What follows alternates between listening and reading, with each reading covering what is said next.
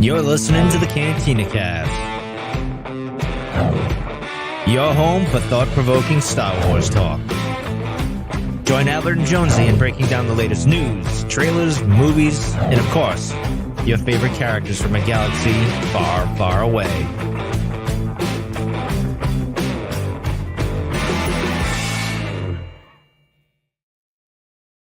Hello, everyone. Welcome to the Cantina Cast. My name is Albert Padilla, and this is episode 526, our breakdown of the season finale, maybe series finale. We'll talk about that more later, of Ahsoka, a episode that was entitled The Jedi, the Witch, and the Warlock.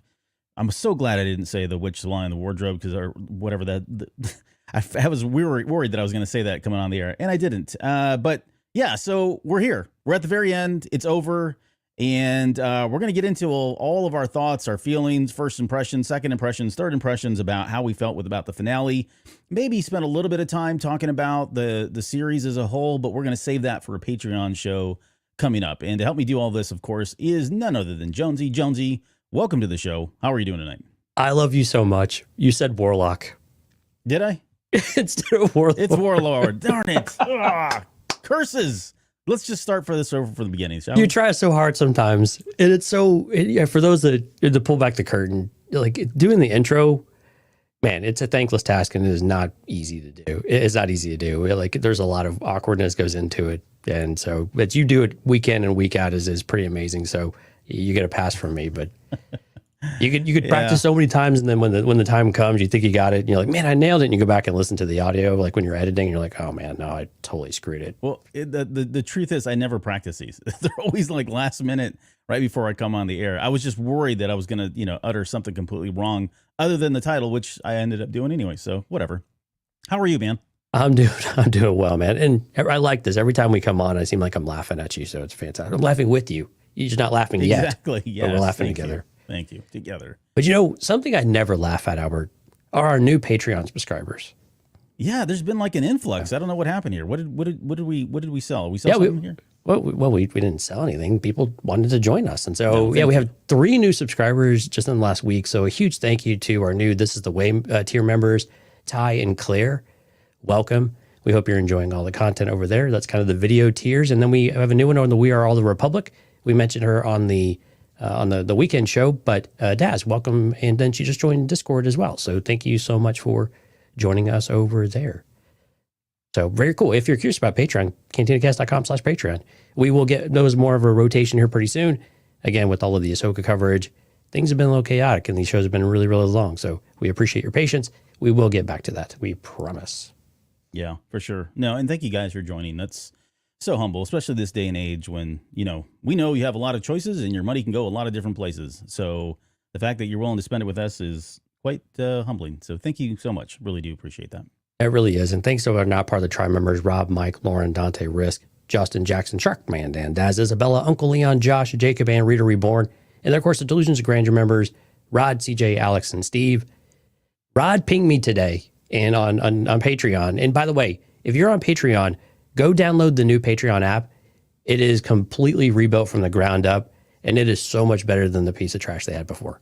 So it's much better. Well, it was very limited. It just wasn't very good. Yeah. But it was the only way you could get some types of content.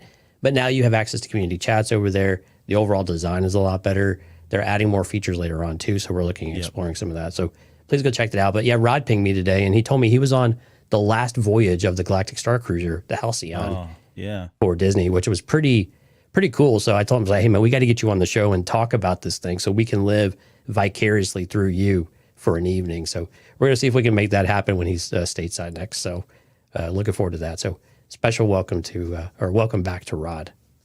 Yep. And if you are within the sound of our voice, you can always listen to and watch our live streams if you head out to cantinacast.com/YouTube. And what do we got? What is Lauren got? She's in the middle of something, like she's about ready to release another one, but. Well, we got all sorts of things coming up. So it's Halloween month. So I threw her, I told her, like, hey man, we got the who's not IDW anymore. Who's doing it now? Dark Horse? Yeah, thank you. Dark Horse, Tales from the Death Star. We got a pre-release of that. So I was like, hey man, it's Halloween. And she got super excited about that. she's got all sorts of things going on. She's got the Thrawn refresher. So please go check that out. Support what she's doing there. And I don't know. She's got all sorts of great stuff that's on the calendar. I don't want to get too ahead of it because sometimes it does shift a little bit, but she's been doing comics. She's doing the novels. We've got High Republic coming back online here. Shadows of Starlight is coming up. So, I mean, there's all sorts of great stuff coming. So I imagine Lauren is going to cover a big chunk of it as much as she Crimson possibly Climb. Not to steal her thunder, but I think that's the latest that she's got coming And she out. just said it in the chat. She's joining us tonight. Yeah, thanks for joining us. Yeah, so Crimson Climb, that's the Kira story that just came out. So it's pretty neat. Yep. And then we've got, in the spirit of Halloween or October, if for those of you that celebrate, we're going to do 2 more stories from Dark Legends. So we covered a Dark Legends story over the summer, and we thought it would be fun to get back together and just kind of go through 2 more stories from the spookiest book. Well, at least in canon, right? Legends had a couple of different ones with Red Harvest and Death Troopers, and what was the other one? Galactic. It was a kid's series. I forget what it's called. Galactic Horrors or something like that. Galaxy of Fear. That's what it was. Galaxy of Fear. If you're I'm not familiar with that one. No. Yeah, those were like. I thought it was Caravan of Courage. That one's pretty scary too. No, this was like the Star Wars version of like Goosebumps that they did for a short period of time. Oh, okay. You should check them out. They're not very good, but they're fun. They're very fun books. They're fun books. But yeah, we'll be coming back with 2 more episodes of short stories from Dark Legends here in just a few weeks. So we're still trying to nail down the schedule on that, but should be fun. Very cool. And then one last thing is we do have a quick announcement, and it's, I don't know, depends on which side of the fence you're on, but tonight will be my last show on kind of the main public version of the show. And so I just wanted to give a sincere thank you to everybody who's been a part of the show and kind of my journey on it. Nothing's wrong, nothing like that. I need to take care of some personal things. Albert and I are still on very good terms. We talk to each other almost every day. I love Star Wars, so I'm not leaving because I hate Star Wars or anything like that. I'm still going to be very much helping do the day-to-day for the show, supporting Albert in every which way I can as well. So you've seen some new faces on the show. We're bringing some new people in, getting some fresh voices. I think some of that's pretty exciting as well. So it's very sad. I bleed kind of orange and blue for Cantina Cast. I really love the show and love what we do. Really proud of what we've done. So hard decision to make, but yeah. So there you go. No, thank you. And yeah, this has been like, it's bittersweet. 'Cause, on one hand, like I'm super happy for you because you're going on to take care of some things that are super important in your life. And at the same time, like I'm like scrambling here going, what in the heck am I going to do without Jonesy? So, we've got, like Jonesy said, we've got a number of guests that have been kind of popping in and out. Like we talked about Lauren stuff. Ed's been joining us for some of the way station. He's been great. Super funny guy. Have enjoyed doing that. But yeah, no, I mean, you're still going to be around, still doing stuff in the background. And, maybe you'll get a sneak a video in there every once in a while. So you're always welcome on the show, of course. We got, one of the things I'm thinking about doing is trying to up the amount of Patreon folks that we bring on for the Patreon shows. I think it kind of makes sense, right? This is your show. You're paying for it. So let's get you on the show. And, you, of course, can jump on those at any time as well. So you never know when you might see Jonesy jump back in. So thank you, Jonesy, for everything that you've done. This feels weird because you're not really going anywhere as far as I'm concerned. So I'm not going to start getting boohoo and crying over you because I still love you and you're not leaving me. Because we'd have some pretty strong words if that was the case. So yeah, exactly. I'm still helping a lot of stuff. I'm still going to be welcoming everybody in with Patreon, all going to be on Discord, all that good stuff. So I'm still around, just won't be on the kind of public facing show unless Albert needs something. Happy to help in, of course. But yeah, this is very much, we're partners in this. Lauren's a great partner in this too. So none of that's really changing. Someone in the live stream actually asked if Mike was coming back, and I kind of joked with him. We've talked about having a bit of like a reunion have Mike on the show, but we've not been able to quite make that happen. So definitely if Mike comes back, I will definitely be on that show. Okay. If anything, to give him our time. I will get both you and Mike back on the show. Let's just leave it. I'm putting it out there right now. It's going to happen. He's going to say yes. I guarantee you on it. Okay. Yeah. But hey, before we get started, all the amazing people in the live stream, thank you all for the lovely, sweet comments. It really is humbling. Thank you for that. But thank you everyone for joining. Alexandra, Jennifer, Sky, Jack, Stephanie, JJ Skywalker, My Star Wars Guys, Alex, Danny, Qui-Gon J, Jeff, Lauren, Risk, Brian, first time on the live stream. So welcome, Brian. If I've missed anyone, I will try to make sure I get you and come back at the very end. But welcome, cantinacast.com/YouTube. If you're listening to this, come out and join us on the live stream, or join Albert in the live stream. I don't know. whatever, us. I guess. I Join don't the know. show on the live stream. Join the show, yeah. Well, Lauren did. We need Lauren to do some live streams on the books and stuff. That'd be kind of cool too. Well, hold on to that thought because High Republic Phase 3 is kicking up, and she and I have already been kicking around some ideas. Sorry, Sweet. I just had to put this one up. Back to 17 episode long book breakdowns. All right. Hey, that's how we got Lauren, so who knows? We may have to go back to it. You know what, man? I don't know you have some comments on the screen, but you know what? With the long delay of all the strikes and everything, we're going to be dry on content for some periods. So yeah, you never know what you might get. If you're a book lover, you might get all of that stuff back. Yeah. Dante says, invite Mike to a gaming session and turn it into a podcast instead. Oh my goodness. Be careful what you guys wish for. You know, That watching. is true. He watches every one of these shows and listens to everyone. He won't admit it, but he does. We see you, Mike. We know you're out there. Yep. All right. You ready to talk about The Lion, the Witch, and the Wardrobe? Yeah, let's talk some C.S. Lewis. Let's do this. All right. Let's do this. No. All right. Okay. So at the time, so as far as the timing goes, in terms of the runtime, was what we thought it was going to be. I didn't even look at the final time. I just saw that it was in the 45-minute mark-ish, and that's kind of what we thought. So that was pretty accurate. Although I still don't understand that post. It was so all over the place about 42 minutes, 46, 49, whatever. I guess I'll let you start. Give me kind of your opening thoughts. So first impressions. I've seen a lot of, it's crazy, man. I've seen so many folks that were like all in on this series. And then we got to this episode and they're like, I didn't really like it. You know what I mean? Like it was like hype overload. And then it just kind of dropped off at the very end. And I've saw the inverse. I've seen people that have been very critical of this series from the first, I'd say holistically the first 7 episodes, but there were a couple of ones they thought were pretty good. And then we get to this episode and I'm seeing like best Star Wars ever, like holy bananas, this blew me away. And it's so all over the place that I don't even know where you stand. And I'm really curious as to where all of our listeners stand on the finale, and maybe not looking at the show again as a whole in totality, but just on a standalone as a season finale. Certainly, if you guys are with us tonight, throw your comments in the chat. I'd love to see what kind of response we get. Just be respectful. But Jonesy, I'll turn it over to you. Give me your initial thoughts and let me know what did you think about it? Yeah, and I asked our Patreon members today as well, like, what was your favorite moment in the series? So if you're a Patreon, go into that question. I'm really curious. We'll hopefully highlight some of those on the shows to come. You want an episode or the series as a whole? Like, which one we want to do here? Well, I think the episode and then, the episode itself. Let's just leave it there. Well, the episode I think was really good. I think there were moments of this episode that were absolutely bonkers crazy good. Like the fight sequence between Ahsoka and Morgan Elsbeth. I got to be honest, it was probably my favorite fight scene of the series, like just from an action standpoint and the way that it was shot and the way that it was cut and some of the energy behind it. It was probably my favorite of the series. So I thought that was really great. Some of the scenes we got at the very end were, of course, were absolutely crazy, bringing back images of Mortis and the son and the daughter and the father, of course. I didn't catch that, but keep going. Yeah, no, you probably didn't notice that. I mean, it wasn't that obvious. Wasn't like right amongst all the other there. Lord of the Rings references and everything else that was going on. It gets a little distracting, right? But no, I really, man, seeing Thrawn get flustered was actually really kind of cool, and actually seeing him angry to an extent. You could just tell that there's all of this revenge building up in him, this animosity towards the Jedi and towards this little ragtag crew that has continued to vex him for so long. And to finally get some sort of satisfaction, even though it continues to be a little bit elusive, it was really great to see Thrawn show a little bit of emotion. And so that was really fun as well. So I think overall, I mean, we'll talk about all the details here pretty soon, but overall, I think this episode was really, really good. It was funny. We talked about on Sunday how this episode, some people wanted this to be an hour and 10 minutes or, an hour and a half or something really crazy long.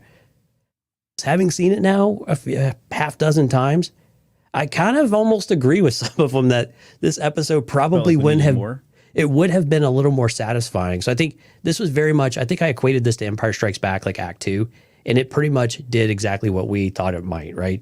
It very much didn't, it asked a lot more questions. It resolved a couple little things, but really left most everything wide open and not a lot of answers and more questions to be asked. Right. And I'm getting peppered with questions by various people about what's actually going on at the end of the series, because they're a little bit confused if they didn't have that knowledge beforehand. Like, what does the ending actually mean? Right. Which is why YouTube was invented, because tons of people tell you what it means. So It's kind of great. So, but anyway, I think it's cool that it's getting a lot of that energy. I question what the series was. It's titled Ahsoka. I'd like for us to talk a little bit tonight. I know when you do the recap show here in a couple weeks, what is Ahsoka? Was it really about Ahsoka? What was Ahsoka's story in all of this? And what was kind of the meaning of the series as a whole? But it definitely sets up a lot of really big things, which are a little bit concerning in some ways of how they fit in with the sequel trilogy, but they set up a lot of big things. And this is what we've been wanting in Star Wars to do. Set up really big, grand events that feel monumental in the galaxy. This series did a lot of that on its own, but it did such a great job of building on some of the things that came before, like Mandalorian and Boba Fett, that it leveraged a lot of what we had there in order to create this world that we're now getting ready to experience. So I think from that perspective, really did a great job. So I kind of cheated and did a little bit of both episode and the series, but pause there. We'll get into all the details here in a few minutes. But what were your impressions of the episode? Yeah, so I'm coming in this completely biased, right? We got to remember that. And that's what I've been trying to do is like try to really objectively go in this, and I can't.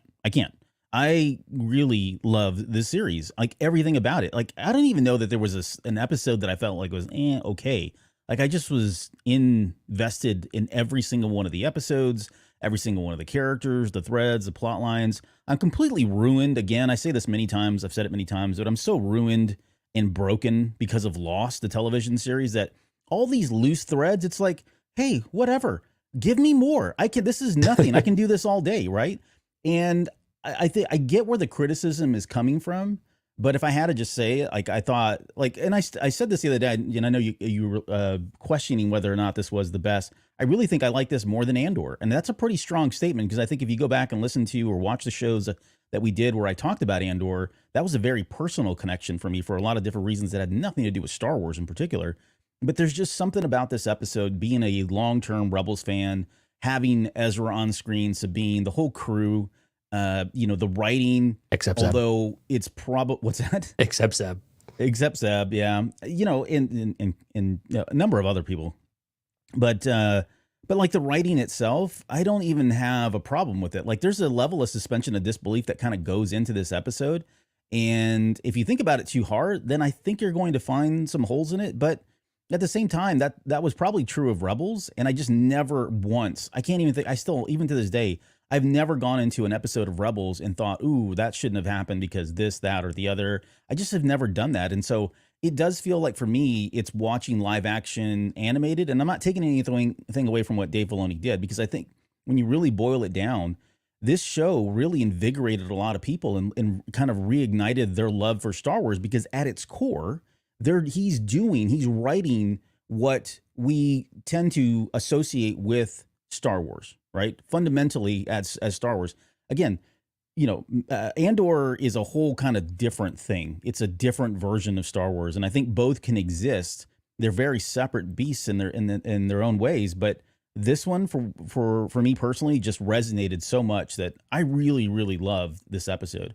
I loved everything about it. I've got questions about whether or not there may have been more Ray Stevenson, Baylan Skoll footage.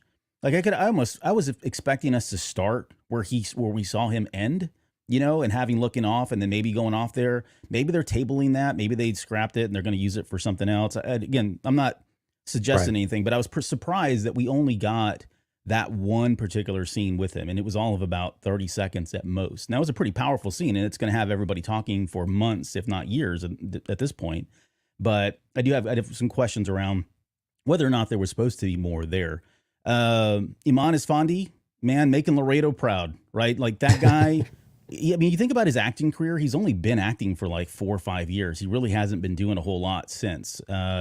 And, watching him on screen with Ezra, him coming off that ship at the very end, talking to Hera, like it's just, I mean, it gave me chills. I was choked up watching it. I was thinking, the first thing I thought is, wow, this is, a son coming home to his mom. And you could see it on Hera's face, right? She did a really good job of kind of conveying that sense of what was lost has now been found. That was the reunion people wanted with Sabine, right? As well, not just the power of the scene with Hera was really palpable, I think, and what people were probably looking for in the Sabine moment as well. Yeah, like at risk. He's from Laredo. Yeah, he's from Laredo.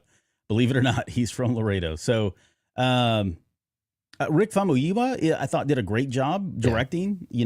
I can see why they left it for what I'd call him the veteran at this point for the Filoniverse. He's done so many things now in some of the other series, but I thought he did a really good job with this one. There was some really good moments in there. He kind of put his signature on it, especially I know Jeff's with us tonight, and I think he was kind of bitten or not really down on the image that he'd used, because we had that kind of flashy moment where she kind of came to the camera, almost breaking like the fourth wall or whatever it is. Right. But I think that's part of what Rick's style is, and I think it was totally fine. But overall, I think he did a great job with directing. I won't get into the music because I don't even know what else there is to say. I feel like a deadbeat horse or whatever, a broken record every single week. That music by the Kind Brothers is just killing it, and I love that they change it. Bringing in the leitmotifs from the themes that we recognize were like expertly done in these moments too. I mean, it was just so well done throughout the entire series, and huge shout out to like doing some Saint-Saëns, right? The violins, right? That's Saint-Saëns, that's Dance Macabre, and it's such a classic. Yeah, I'm a symphony nerd. That's what I grew up. I grew up doing music and orchestra and all that stuff. So hearing that kind of thing is like just gets me all giddy and stuff. It's super exciting. I think I put it in the show notes, but I said whenever we hear that, it can only mean one thing: zombies, right, or the undead. Right. Whenever you hear that violin coming in playing like that, whatever you called it, because I don't know what that term is. That is it's like a telltale sign that something's about to get really witchy or creepy. Yeah, and Risk is asking if he heard music from Rebels, and yes, you certainly did. Yeah, there was stuff from Rebels, there was stuff from the prequel trilogy, stuff from the original trilogy. I don't know if there was anything from the sequel trilogy, actually, the prequel and the original trilogy for sure. But let's see what else have I not talked about yet as far as kind of opening thoughts. I love that we finally got Sabine's kind of moment. We predicted that way back from the very first episode that at some point she would get to use the Force, and she finally got to do that. Playing Death Watch, Morgan was the only one that died, I guess, if my math is correct. So yeah. But I've got I guess the bittersweet part of this goes back to Ray Stevenson, and I just don't know what to think. And we'll get into more of this. I think we'll get into it a little bit later, and we're kind of talking about his character for this short scene that he has. But maybe in the recap, we'll talk a little bit more about what should we expect going forward. I think it's very clear that there's going to be a second season. I think everybody outside of Disney has already confirmed this. If you go look on the internets. And it's probably just a matter of time. It does sound like maybe Ahsoka season 2 would have been Ahsoka, Sabine, Baylan, and Shin kind of on that planet. And at some point, they probably catch up with everybody else when the movie comes out in 2026 or whatever it is. But I don't know. We'll have to see where this goes. And Baylan obviously was going to have a big part in this. So it's just really sad, honestly, that we're not going to get that. But overall, I guess let me just leave it there because we guys still have a ton to talk about. I really did enjoy this episode, and I didn't even have half the freaking problems that I've seen online. Like, really, you're like stretching if you're trying to find something with it. But there's a lot of nitpicky stuff you can do in it. I mean, some of the fight scenes were a little bit sluggish again. The motions with the lightsabers and fighting, like when they're deflecting blaster bolts, yeah, they're a little lackadaisical. I mean, you can get really nitpicky on this stuff, but the moments you got to get right, do you get them right? I think that's the thing you always kind of come back to is if those really critical moments, did you get them right? Did you get the feelings that you expected to? And I think more often than not, you're going to get an answer of yes from people in this series as a whole, not even just to speak of this episode specifically. And I'm with you. I think this episode was really, really, really well done. Probably still not my favorite episode of the series. I think that's probably still episode 4, just from a total package. But definitely up there in top 2, top 3. Well, that's funny. We have a show that I put on the schedule that's going to be our top 3 moments of the Ahsoka series. So if you're a Patreon member at the right tier and want to join us for that, start thinking about that too, because that's going to be a lot of fun to discuss. I bet that'd be a lot of fun, yeah. Favorite episodes as well. All right, let's get into the full breakdown because we're 24 minutes into this sucker already. So we start back on the Chimera, and cargo's transfer is complete. So whatever it is they've been hauling. All right, so let's just pull the Band-Aid off. Like, what is it at this point? Like, there's nothing else that they can show us. What do you think the final answer is on what they've been loading up? And we can even go on and talk about the intent of why they're loading up. Yeah, I mean, it changed a little bit. This episode shone a little bit of light, right? And we're going to have to borrow a little bit from later scenes, but when Ezra says that Thrawn woke the Great Mothers, I mean, that takes a whole new spin on what we think is in the cast. Because now it's like, okay, are they actually dead? Or are they just in hibernation or in some sort of stasis or something like that? So they're not necessarily dead or need to be resurrected. They just need to be awakened and maybe replenished in some kind of way with dark magic or whatever that might be. And they were doing this as a preservation of their kind for whatever reason. Again, a lot of that's still very mysterious and unknown, but at this point, it seems like it's got to be at least mostly Night Sisters, if not all Night Sisters. And yeah, it doesn't even seem like they're dead at this point. Yeah, I'm with you too. It does. Like, we talked. I mean, I think we speculated on this. We threw this theory out there that it was Night Sisters at some in some form. Even when they first announced that there was cargo and we could see them moving the caskets or whatever they were up into the Chimera. It makes total sense though. I mean, we talked I think in the last episode about how subservient they were to Grand Admiral Thrawn. And so he had something on them, or at least he had something they wanted, which was now that we see them heading out to Dathomir at the very end of the episode, at least in my head, it's the witches. They're going to repopulate Dathomir. They were wiped out for almost pretty much. I think we've got like a handful left that are around this time period that are still alive. Now one less with Morgan falling. And it does sound like the witches are going to be back. And does that play into, a future series, or does that play into the movies of some sort? I don't know that it does. I think it would be cool just to allow that. They're going to need some time to kind of build back up, and maybe they save that story for 10 years from now, or they save it for even post, the Rise of Skywalker or whatever it is. But that's certainly exciting to kind of bring them back into the fold. Would certainly love to see more of the Dathomirian witches. So let me ask you a question though. So before we had talked about, I'm laughing at some of the comments that's going on in the chat right now. We talked about this before of, do you think, we asked each other whether we think the Great Mothers are actually loyal to Thrawn. Based on what we learned in this episode, has your opinion changed on that to where do you think, I think before you had landed that they were not loyal to Thrawn. I think maybe we both maybe landed in that place overall at the end of the day. But has that changed knowing that he might have woken and give them a second lease on life, at least loyal again for a time longer maybe than we forecast before? I don't think so. I don't think anything's changed. I think they were, again, a means to an end. They were using him. I think Morgan whispering "Long live Dathomir," right? I think that was kind of another telltale sign that actually confirmed for me. We talked about this from the very first episode, that they probably all had different intentions. They were all going there for something specific, something different. We had speculated maybe that was hers in some form, and I think that turned out to be the case now. But I don't see them really forming an alliance. And like I said, I think there's going to be some bad blood there. When word finally gets around that this empire that was once ruled by Palpatine is ultimately who took out the Dathomirian, which, leveled their entire planet, I think that's going to be a rift for them. And I don't see that getting resolved anytime soon. So I think they have their own agenda. I love the fact that it's, more world building, rebuilding, if you will, in this case. Just leaves a lot of open doors. They don't have to bring them back into any of the series that we got going on. The fact that they've been seeded now and they're going to grow, the population's going to grow, they're going to be able to be a power to be reckoned with at some point, just excites me because it leaves a lot of opportunities for additional storytelling down the road and to include them, which we've missed, right? We haven't had them since the Clone Wars, and they're a huge part of Star Wars. Yeah, I tend to agree. I think that I think their alliance with Thrawn will probably have a little bit more extended duration. But I'm with you. I think at the end of the day, what continues to vex Thrawn and be the bane of his existence is going to be Force users, magic, things that he can't predict. And I have a feeling that the Night Sisters are going to be that other thing, maybe not the thing, but one of those other things that comes back and snake bites him in the end. So yeah. I'm with you on that one. I think it will continue to be the one thing he can't seem to, adjust for in the calculations in order to accommodate that great unknown of a Force user. Yep. Enoch comes in and says, hey, they're getting ready to kind of do their docking. We'll just weave in some thoughts on the series maybe.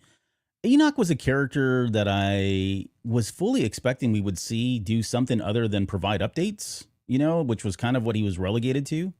Are you disappointed that we didn't get, he's such a unique character, such a unique design. He was played by I don't know who the actor is. I know some of the folks that listen to the show, watch the show, definitely were excited that he was in it. But, we didn't get a whole lot from him. He could have been any character. And I would think that would be, if I had to nitpick anything, it's like the fact that we just didn't get to see much of Enoch do much. He didn't really do anything. He just, here's your update, sir. Here's your coffee, sir. Yeah, but again, he's still alive. So he has more purpose later on, perhaps. I think it's okay. I mean, yeah, it's a little bit disappointing he didn't do anything. He was basically just organizing the troops and overseeing operations effectively, kind of that first lieutenant, the number one, first in command type of thing. But I think that's okay. I mean, build the mystique of the character a little bit. It would be nice to see a little bit of action from him, maybe, of what he's capable of. Clearly, he seems a little bit special, but we didn't really, we don't get that impression.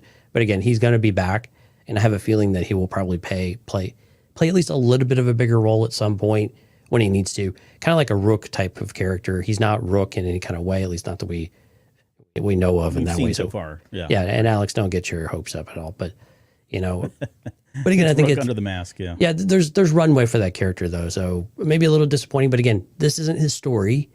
So let's kind of focus back on the ones who are the story and ones who kind of matter most.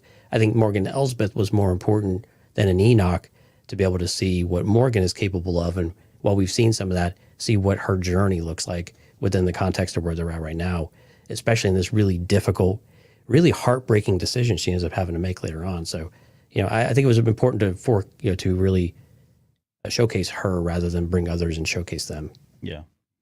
So Enoch's then ordered to send two TIE fighters. They found the shuttle. They kind of know where its location. Thrawn sends two out there to kind of dispatch the shuttle.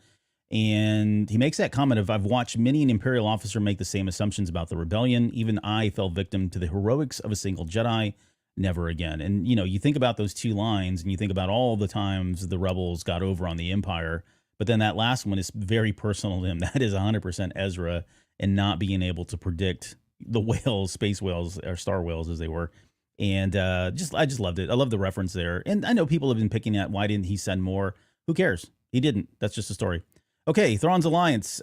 We get to Thrawn.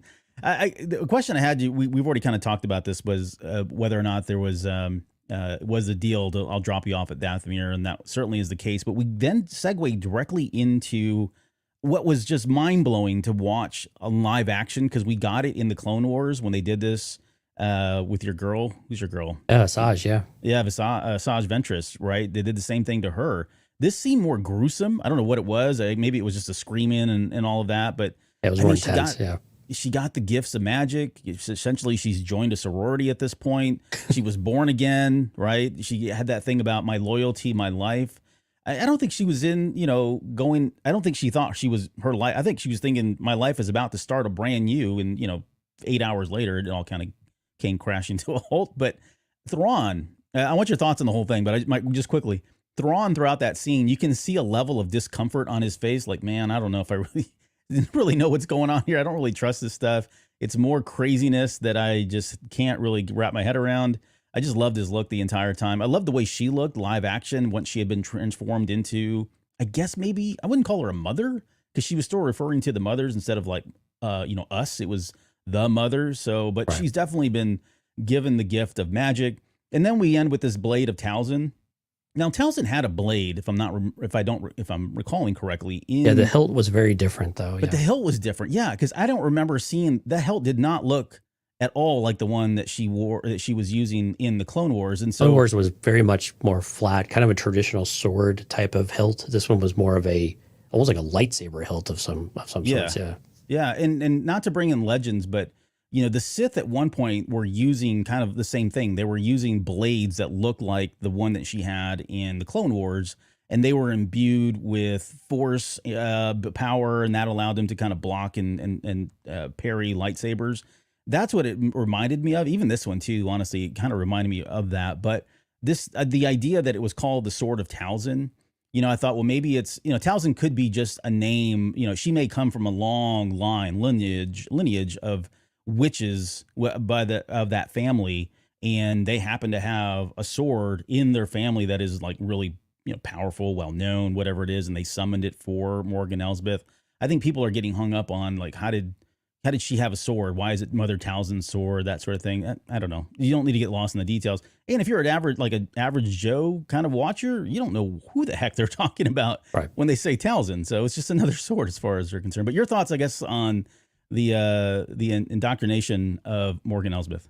This scene was so freaking cool. I absolutely love this. I mean, I love the portrayal of the Great Mothers and how each of them, like, they do feel like a single body, right? Even though you clearly have kind of a lead of sorts.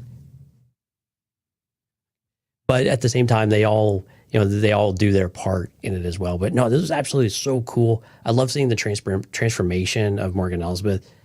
The sword I thought was really great too. I mean, I love being able to see the origin of the markings on the face. Like, we've never really had, I think this is the first time we've had that explanation of what they might mean. And I don't know if this is the ritual for all of them that have it. And it doesn't explain maybe the white face, the paler faces, but at the very least, that's how they get the shadow on their face, which is very telling and very cool. And, kind of very macabre in some ways as well.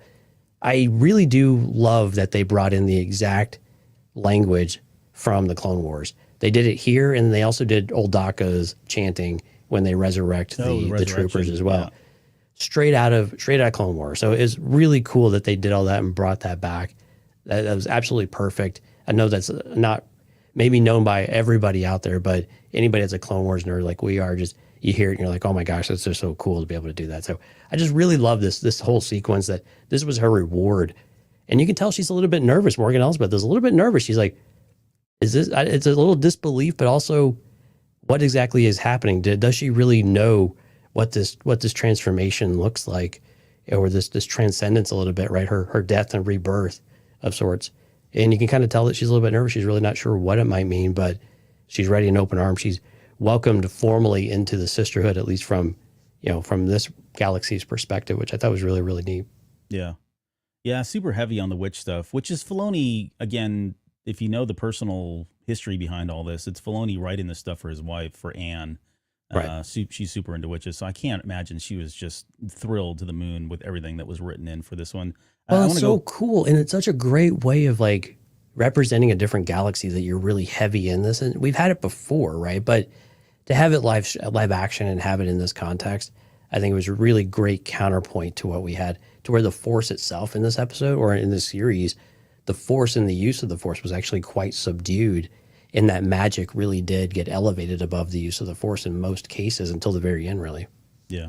I want to go highlight some just quick comments that are happening right now on YouTube. Riz said Thrawn did kind of look and feel, he felt bad, I guess, when it was happening.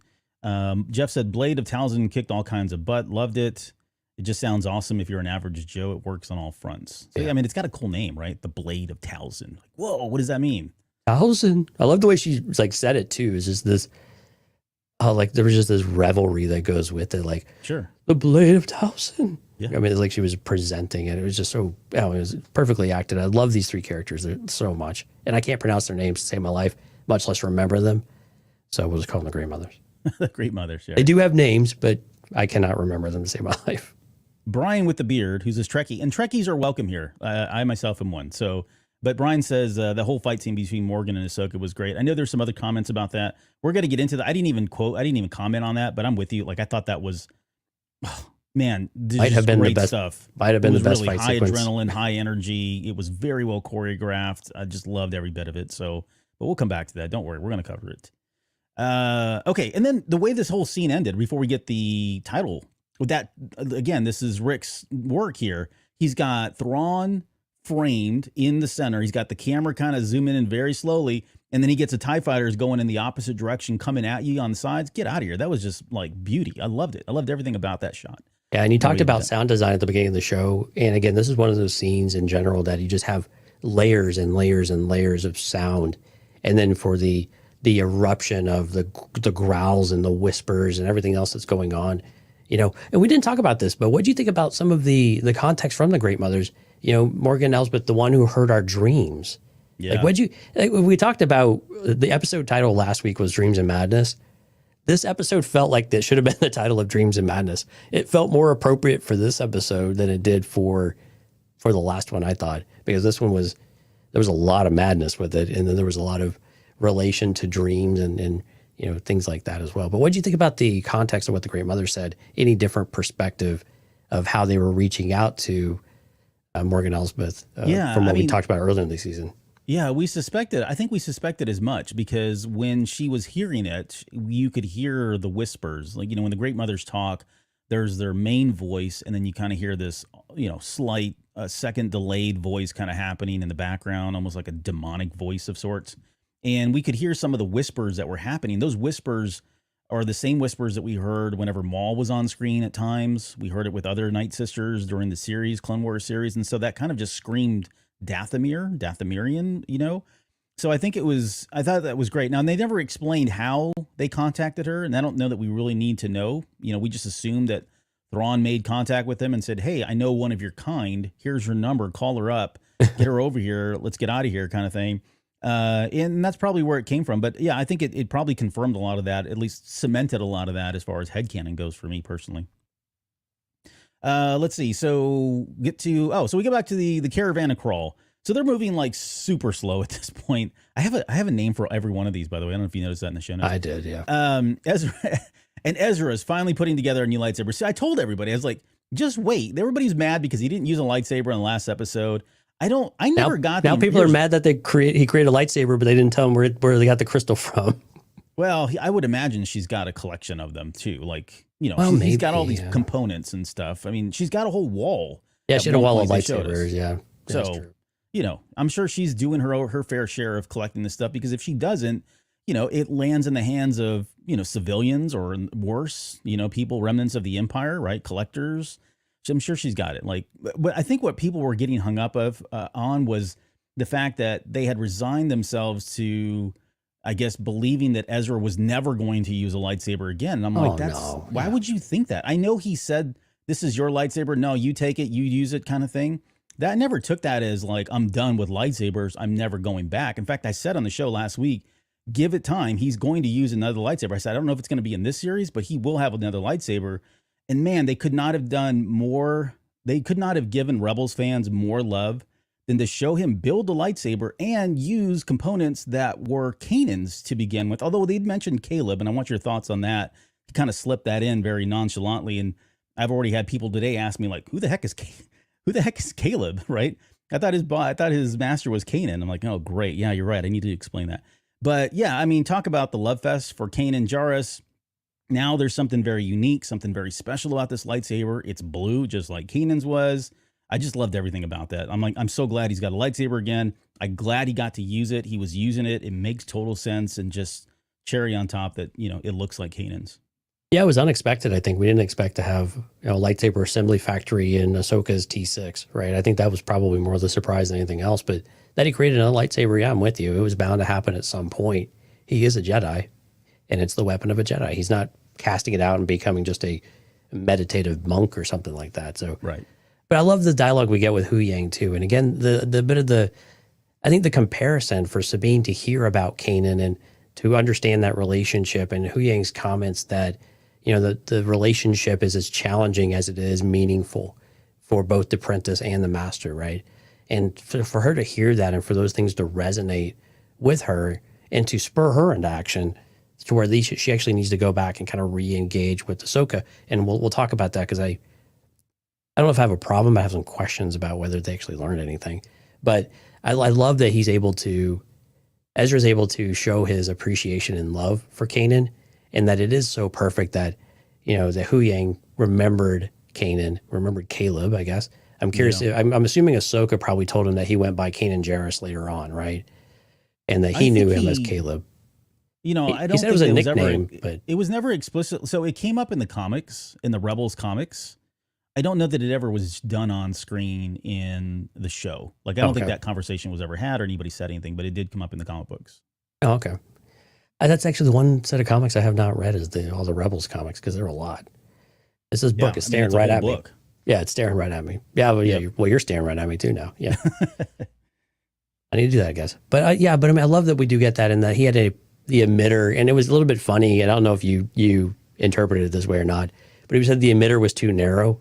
The first thing I jumped to was everybody complaining about how the lightsaber blades were too thin in Rebels. Yep. And I'm wondering if that was like just a little subtle, nudge to the ribs or something like that. I'm with you. I love that. I hadn't thought about. I mean, I caught the reference, and I thought, but I didn't think Filoni. He probably did slip that in to say, "Screw you guys." I mean, he may not have said that, but yeah, he probably had a little fun with us on that one too. But to the haters, I would say. he's just showing some love in a little side way. But it was cool though that he had the exact same emitter at the top. I was saving it for Caleb or saving it for Kanan in case he needed it. It's only appropriate that you have it. And then his finished lightsaber head was so. I mean, it was very similar to what Kanan had. Not quite the same, but very similar in many ways. And so it was just very fitting that the apprentice steps into the master type of role. And again, it's kind of leading me to believe that, he will probably take Jason on as a student at some point. Seems like for sure. Yeah, it seems like it makes sense, right? The minute he walked off that shuttle and took the helmet off, I was like, well, that's it. That's his master. I mean, we'd speculated whether it would be Ahsoka, maybe it's going to be Sabine. Nope. Guess what, folks? It's going to be Ezra Bridger. And I'm like, wow. When is that series? Let's just get that rolling now if we could, please. Skeleton Crew, probably. Yeah, hey, who knows? We'll speculate that on the end of the show. Yeah. That line in there about clever boy Caleb was very curious, a little shy perhaps. I actually choked up on that one because I don't know. I guess I get real sentimental when they start talking about Kanan, and I always think about the way he passed. But that you mentioned the line about old enough to know the relationship between a master and an apprentice, as challenging as it is meaningful. And if you look at Ezra, I can't help but think that he was thinking about Kanan, and at the same time, Sabine was thinking about Ahsoka. It's a very powerful comment that comes from Hu Yang in that moment. And I mean, hats off to David Tennant. I don't know that we've talked about him enough and what his contributions to this show. That's surprising because we've talked about him a lot. Yeah. Have we really? Okay. Well, let's keep talking about him because every one of his lines is just so craftily delivered, and she's so on the money. And I'm not even saying like with the character. I mean, certainly he's within character in the way he delivers these lines, but there's just an emotional weight about everything, whether it's funny or sad or deep, made you, said to make you think about things. He is like the quintessential, old, what is it? Back to the hero's journey, right? The elder in the hero's journey. He is the quintessential archetype for that. And I love the fact that he did not die, although I said he was going to, because we kind of need him, right? There's almost a perspective that we get from him and his character. And again, I'm giving all the credit to David Tennant, and of course, David Filoni as a writer, but there is a certain perspective that we get through his lens that I just absolutely love, and it adds another layer, another level to this series. Yeah, I can't summarize any better than that. David Tennant did an amazing job, and the writing was absolutely perfect, and the delivery was there every single time. The relationships he formed with each of the character in their own way, like felt as connected as any other character to one another, as much as Sabine and Ahsoka to each other, Ahsoka and Hu Yang, Sabine and Hu Yang, and even with Ezra and Hu Yang, who don't really know each other at all, right?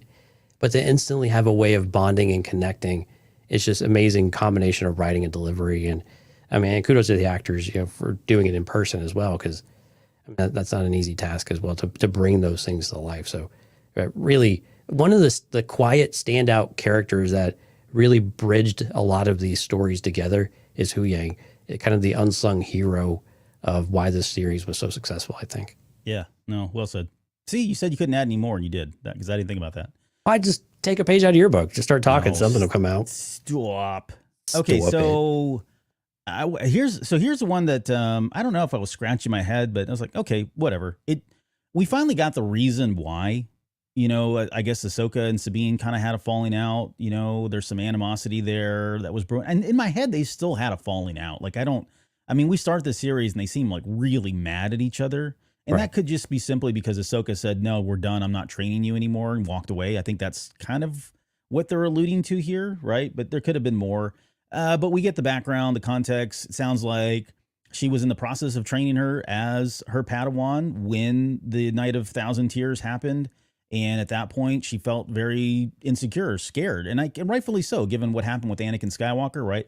Definitely has an attachment to her family. We talked about she kind of mended those relationships in Star Wars Rebels. And so for her to suddenly lose not only her family, but her entire planet to the Empire, I think Ahsoka was probably right in thinking, whoa, this my Padawan's at risk from, abusing the power, turning to the dark side, using this for revenge. And so she kind of cut the cord and probably cold turkey, just turned away, walked away, and said, this, I'm not gonna make this any more an option for her. And I can see where Sabine would get really burnt on that. The feedback that I've seen is that this was conveyed by two characters and not the two characters that were directly impacted. We get a scene right afterwards where they kind of maybe do a pickup of that. But I get skirt around it still. Yeah, they still skirt around it, right? Yeah. But I guess your thoughts. Anyone add anything to that? Yeah, I didn't mean to interrupt you. I see the criticism on that one, and I probably share a little bit in it as well. As far as her not training her, I think that makes sense, right? And I think I was trying to reflect a little bit on this too, of Anakin's fall, right? And if Obi-Wan would have trusted Anakin more in some ways, it might still have happened, but would it have been as precipitous? Would it have been so dramatic, or maybe it would have taken longer or something like that? And I tried to see if there was a relationship here where Ahsoka would draw on that too, of, if she would have trusted Sabine, would Sabine have repeated Anakin's mistakes, or could they have come through it together as more of a partnership rather than a contentious relationship like Obi-Wan and Anakin had, even though they were brothers and they fought side by side and they did so well for so long? That lack of trust in some areas continued to rub them the wrong way. And Ahsoka and Sabine were repeating a lot of the same type of mistakes. So I think from that respect, I kind of understand where Ahsoka was. And we gathered as much that this was probably, as I think whatever episode it was that we got this in the Night of 1,000 Tears, roundabout reference to it, that this is what happened. It made a lot more sense. But they still haven't really addressed it, though. That's the part that got me when they're on the T6 and they're out there talking. We still didn't really get that closure where they both kind of air their moment, and they kind of say they're sorry. They basically, they say, Star Wars, I love you, which is I know, right? Whenever I'm sorry. So they're trying and they're doing it in kind of their way, but still it was not really clear putting it on the table of saying, hey, I screwed up. Hey, I did these things. I'm really trying to. And to Ahsoka's credit, though, she's accepting it and saying, let's move on. So I think that's the positive side you could pull from it. Yeah, we didn't have this big dialogue exposition or whatever, and just emotions and everywhere and tears, and we're all in tears watching it. But they accepted it. They both recognized what they were doing. They didn't want to make it any weirder. So they were able to pick up and move on and accept that they're in a different place now. And they don't necessarily have to go through all of that stuff. Yeah, the formalities of things. And I'm with you. Like, I think what's probably lost here, and again, you could say this is as a critique or not, because it's not explained, or I don't know. There's probably not a direct line to this, but we have to remember that Ahsoka has been reborn. She's faced her fears, right? She no longer has the fear of herself turning to the dark side. There was probably a lot of, now we know, embedded fear of Sabine turning to the dark side. I think she's put all that behind her, and she's now able to kind of let go. She's past that grieving moment and is finally just accepting the situation for what it is. Like, I can, the only thing I can do, I can't sit here and worry about whether or not she's going to turn to the dark side. The only thing I can do is what Anakin did for me, which was always be there for me, right? We see it, we hear as much, we see as much, and she says it, right? No matter what happens next, I'm going to be here for you, Sabine, because he was there for me or whatever, right? So I think that's really what was kind of like, we don't need there's probably no reason to apologize. Although, to your point, this was just unresolved. And I think the fact that it went so long, right? We had to wait till the last episode, right, kind of made us almost want more. Like, we were expecting them to finally just have this moment, and we didn't get it because we were too busy. We were moving right along because we're getting attacked here in the very next scene. So, I think it's, I think it was fine. I don't want to belabor this any more than we have already. So yeah. And again, Sabine learns the lesson too later on when she doesn't leave Ahsoka, right? And that's Hu Yang's comment, just to kind of bring it back to Hu Yang's comment, that it's meaningful. It's difficult, but it's also meaningful for both. And they both have their part to play, and they both need to stick together. And they finally kind of learn that lesson too at the very end. Yeah, that's true. I think one thing too that, and this kind of segues into the next scene here where they're talking about training. She says, I try, I do. It's like he's skirting around the do or do not. There is no try is essentially what he was skirting around with that, without giving it to us, which I thought I do appreciate, because at that point I'm like, okay, this is almost too much fan service even for me as a Rebels fan. But she talks about it's not about wielding a lightsaber. Train your mind, train your body, trust in the Force. I think what's also, again, probably not very apparent and probably has gone unsaid, but Sabine needed this. Like, there was a real blocker that was preventing her from connecting to the Force in the way she needed to. Because Ahsoka just said, I know, let's move on. I'm going to be here for you from now on. And, we didn't even, they didn't even hit on this. We've been talking about how Ahsoka came back for Sabine. Like that was very clear in this episode, right? So that coupled with the fact of her hearing it, I think was enough for her to move past herself. Like I feel like she grew from this moment, although it wasn't as deeply weighted as we may have wanted. She was able to move past, and this is what allowed her to finally connect with the Force in a way that she had never had, because this dark cloud was always looming over her head, and that dark cloud was, you know, something that she had created, but also something that Ahsoka was putting over her head, you know? So I think that's kind of what's happening here, you know, trust in the Force. I think this is the first time that she was actually able to trust in the Force, knowing that her master had her back and was going to have her back going forward. Yep, well said. So the TIE fighters attack. They lose the stabilizers. I love the fact that we got to see Ahsoka and Ezra jump down, use the Force to hold that thing up. And then I called this the baby holdo maneuver. I don't know what else to do. I loved everything about this scene. Like it just felt like it was very Sabine. You know, she's going to do what she needs to do. She, you know, of course there was some damage done to the ship, but you know, they didn't have any thrusters at that point. You know, they had thrusters, but they couldn't really do anything because the stabilizers were gone. Right. So, I mean, the Star Wars science of it all makes sense in my head, but the long and short of it is we got a really cool moment later on with them riding in on Dog or whatever those things are, Wolf back, you know? The Howler, yeah. Yeah. So if you overthink this scene, it doesn't make a whole lot of sense. I get it, but just don't do it. Just enjoy what happens and enjoy the scenes that we get because of it. And the last thing I'll say is I did enjoy her walk off. It was, I mean, it didn't have the music. It wasn't as flashy. Again, I think this is Rick kind of putting some spin on there, but when she's kind of walking and sashaying away from it, like no big deal, like, yeah, I did that kind of thing. I loved everything about it. It just felt so Sabine and like she's had enough kind of thing. Yeah, exactly. And I get some of the feedback and criticism here. I think there's a few moments like this where you have the TIE pilot, you know, covering his face when there's clearly enough room they could move, right? But you kind of suspend the disbelief.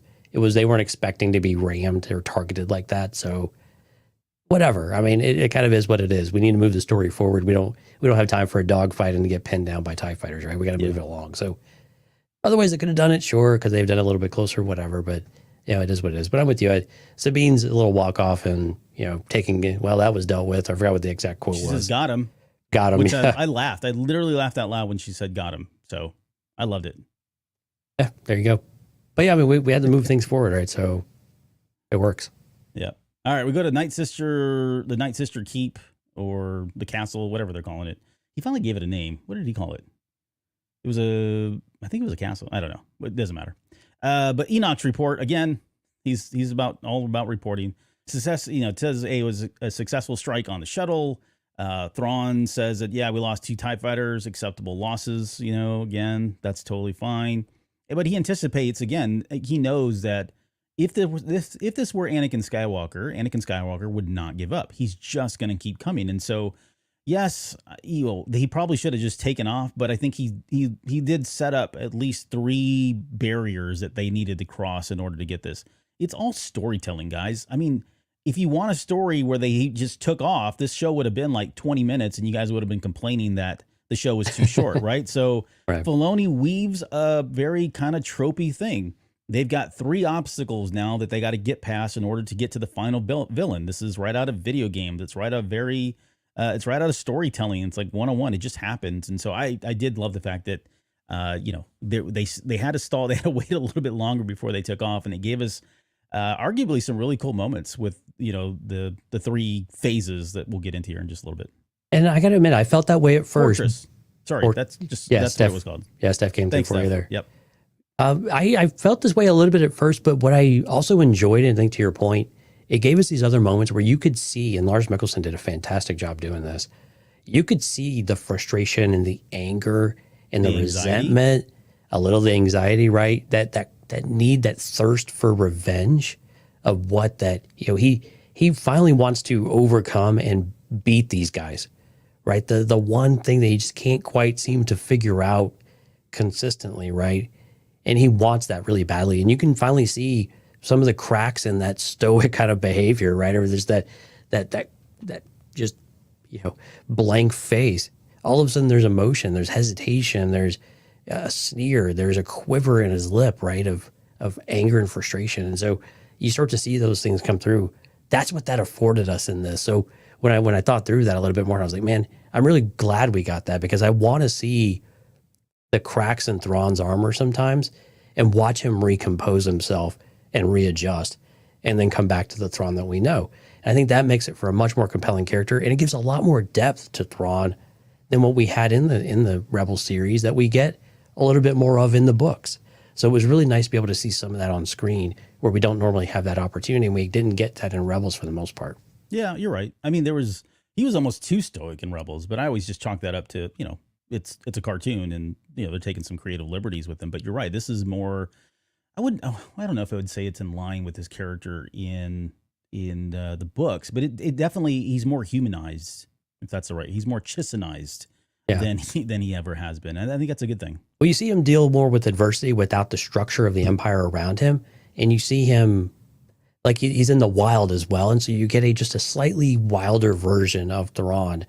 You still get Thrawn, but you have these little moments where these are the bane of his existence, and it just get to him just a little bit, and he gives into that vanity of wanting to do something about it and just rub their noses in it a little bit. Hence the speech at the very end, right, that he gives to Ahsoka. Yeah. Yep. Okay, so we get the volunteers. Now, here's where I was really getting excited, because I think we had I think you and I had written off. I'm like, okay, I guess we're not getting zombie troopers. Like, what a miss this was.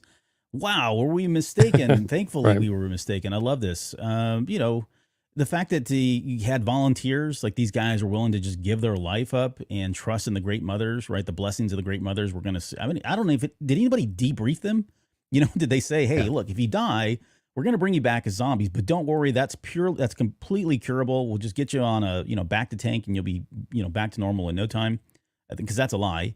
But I did love the fact that these guys volunteered and they went out to fight for the Empire, right? To secure our galaxy, as Thrawn indicated there at the very end. What'd you think about that? Yeah, that Morgan Elsbeth said they were doing it for Thrawn, and he comes back and says, for the Empire.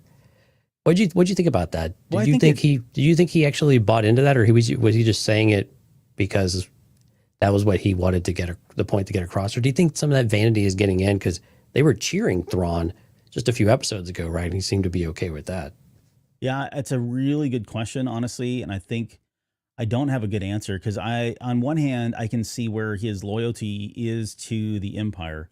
But at the same time, if he knows what has happened to the Empire, he may be an opportunist, right? Strategically, what is the best thing for him to do? I think strategically it's to seat himself in power. Like, he needs to be heir to the Empire. Who else would be heir to the Empire at this point? We don't have a Snoke. We don't have anybody else in power. So, part of me feels like, depending on who he's talking to, he's probably going to utter the words for the Empire. But is he really in it for the Empire at this point? I just think that's his tone and his tune may change once he gets to, now that he's back in our galaxy and he kind of sees the current state, especially since we got a bunch of schmucks running the New Republic, right? I think that's going to change he's an opportunist. He's going to look at that and pounce on it immediately. So I don't think it's going to be about the Empire. It's probably going to be about him first. And when he says the Empire, it's my Empire. So it could be, laced in that way as well. Yeah, I think he's still probably loyal to the idea of the Empire, the idealism. Oh, so it's like a Balin skull again. Well, I think, kind of. Yeah, I mean, it's still maybe the Emperor's empire, but it's still this empire, the structure that he believes is the proper way of going about doing things, right? It's a bit like the Ascendancy in many ways, right? Or how the Chiss live their life.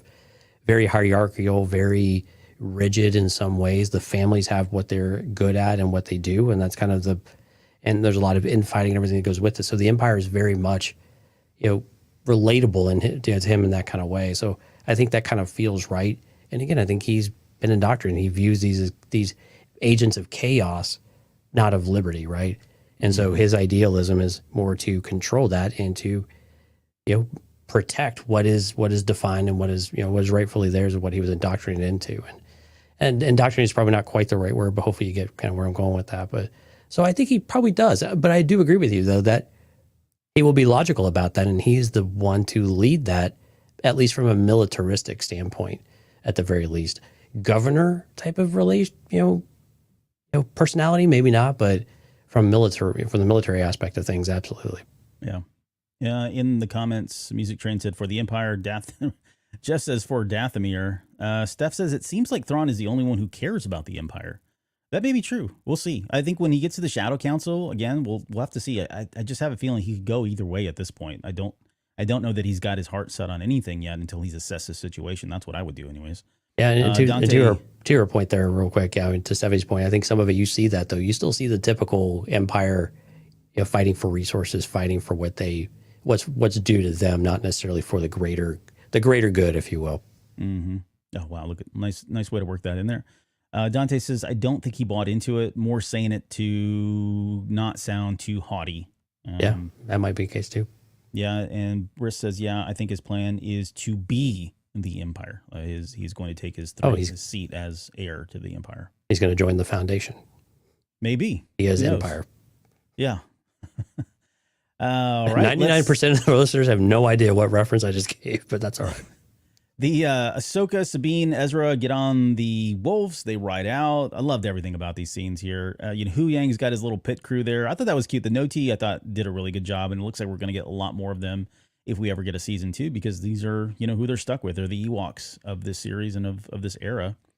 That whole little wire thing when he does the wires and yeah. I know Lauren was laughing at that. She eats that stuff up, so good for her. She's asleep by now. Good night, Lauren. And then he says, do not wait for me when he's talking. That was a really good moment. Again, just the comedic timing coming from David Tennant there as Hu Yang. Okay. And then we got a quick breakdown. I mean, it was very brief. I think we'd been wondering just what Ezra knew, what he'd been doing. How did he avoid Thrawn for so long? I don't think we got a lot of those answers. Well, we didn't, quite honestly, and I'm not really hurt by it. But we did find out that, this was the Witch's Tower, that Thrawn found this. So, he's the one that probably initiated that relationship strategically for that alliance, right? He's going to go out there. That's kind of what he does. That he woke up the witches that we talked about a little bit earlier. They rebuilt his starship. So they, I don't know what they did to it. They didn't really explain. And then he's never visited on his own. He never went there, which I think was a big revelation for me. Because I think in our head, we had always considered that they had probably been fighting or they'd had confrontations. He may have just been on the run. And I think that's okay. I think that's well within Ezra's character, especially if he found critters to hang out with. Oh yeah, that's 100% Ezra. He's not going to come out. He's happy as a clam, if you will, in his little clam shells that have wheels or lifters and float around all over the planet. So I think that was all well within character. And I'll get your thoughts on this too. But when she says, let's try the front door. I mean, this is what Hu Yang was talking about, this lineage, right?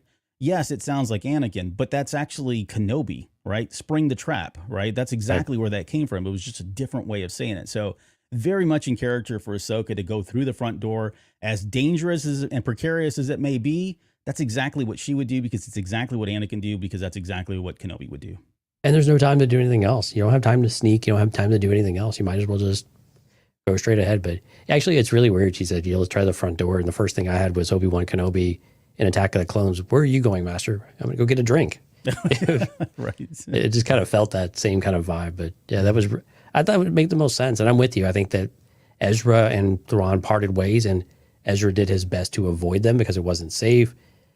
Thrawn clearly has numbers, right? Some of the things we had talked about, all of the case, it doesn't make sense. And if Ezra found the little guy that needed help and protect them from the nomads or whatever else, then clearly that makes sense. And he's able to scrap a living together and be comfortable and help them out, feel useful. It all works. Yeah. All right, so we get, I guess we get some emotion from Thrawn here, right? You can almost see him snarling when he says "rain hellfire upon them," which I thought was great, because I was like, we've seen what this can do, both in the Bad Batch, we saw it in the Clone Wars, we've seen it in a number of other places. Just when those turbo lasers light up, how much destruction they can lay down. It was a great action sequence. CGI was great. The special effects were great. The sound was great. It was very intense, I thought, especially with them all trying to open the door, going full blast on Wolfpack with, blasters coming down from the turbo lasers, and then, getting to see Sabine contribute to opening the door. I think it was 90% Ahsoka and Ezra and 10% Sabine, but you know what?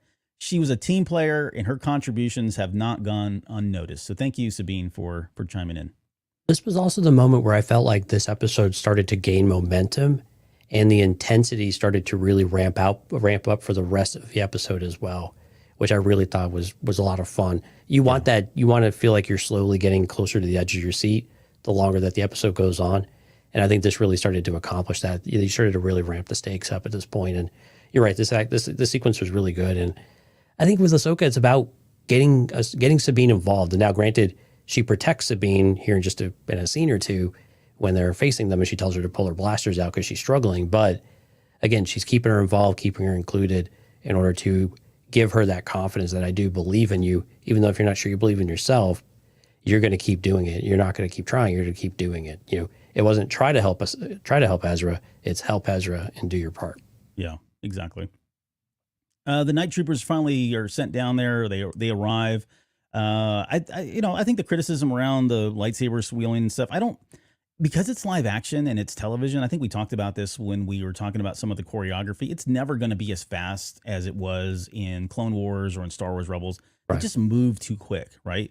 And to bring that realistically, it would look weird, I think, in live action. Even if you think back, like, look at what happened in the original trilogy. Well, that's not really a good comparison, but look at what happened in the prequel trilogy and even in the sequel trilogy. Like, they still didn't move that fast, like, as what we're expecting. So I think the criticism is fine, but just don't get too hung up on it. Like, it's still a great sequence.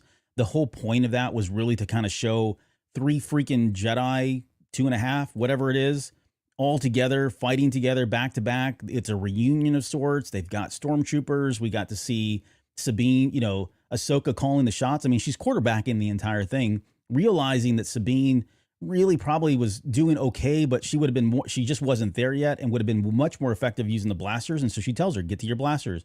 The minute she does that, she's in her prime. Like, she's just blowing people up left and right.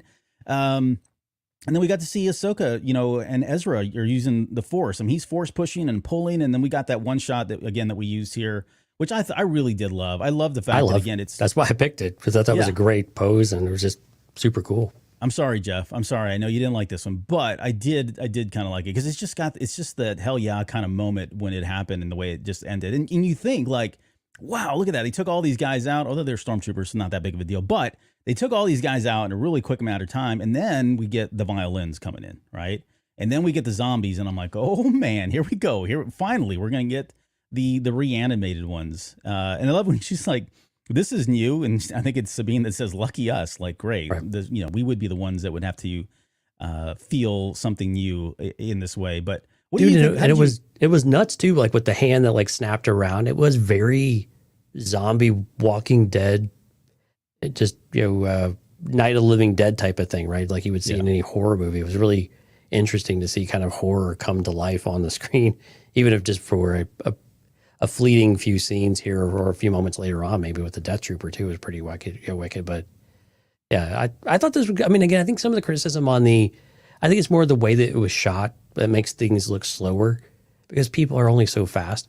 And some people are very gifted and very quick, but at the same time, they probably could have tightened that up. Now, I like the wide shots though, because you do capture a lot of the environment and things like that. So we continue to see references to Kujet in the background, right? All of the glyphs that are around in the scenery, right? Which all goes back to the Zepho and Dathomir, of course, the resting place and all of that stuff. So there's a lot of cool things you can get from all of that otherwise you might have had a harder time seeing and deciphering. So those are fun.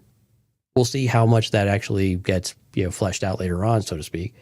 But I think overall, you're right, though. I love the establishing of it, seeing them work together, seeing them interact. And again, I like that she was still kind of protecting Sabine. It was a little bit surprising to see because I thought Sabine probably would have started to not just have an abrupt Force moment, but maybe it would have started to show up a little bit more at a time rather than struggling. Although we do see Sabine, she is deflecting more blasters with her lightsaber. She's getting a few back in there now. So her skill level has increased, and then you can kind of debate whether or not she's already channeling the Force at that point or not. Yeah. No, I'm with you. I definitely noticed that as well. Like, and she had moments where she was doing that already. So it's nothing new, but just the amount of blaster bolts that she was deflecting, the barrage that was coming at her was at another level. Yeah, it was coming the frequency, right. And so seeing her, I'm chalking that up to, again, being more in tune with the Force now, being more comfortable, knowing that her master's there, she has her back, knowing that her brother is there as well, and Ezra, right? It boosts her confidence. And being around other Jedi,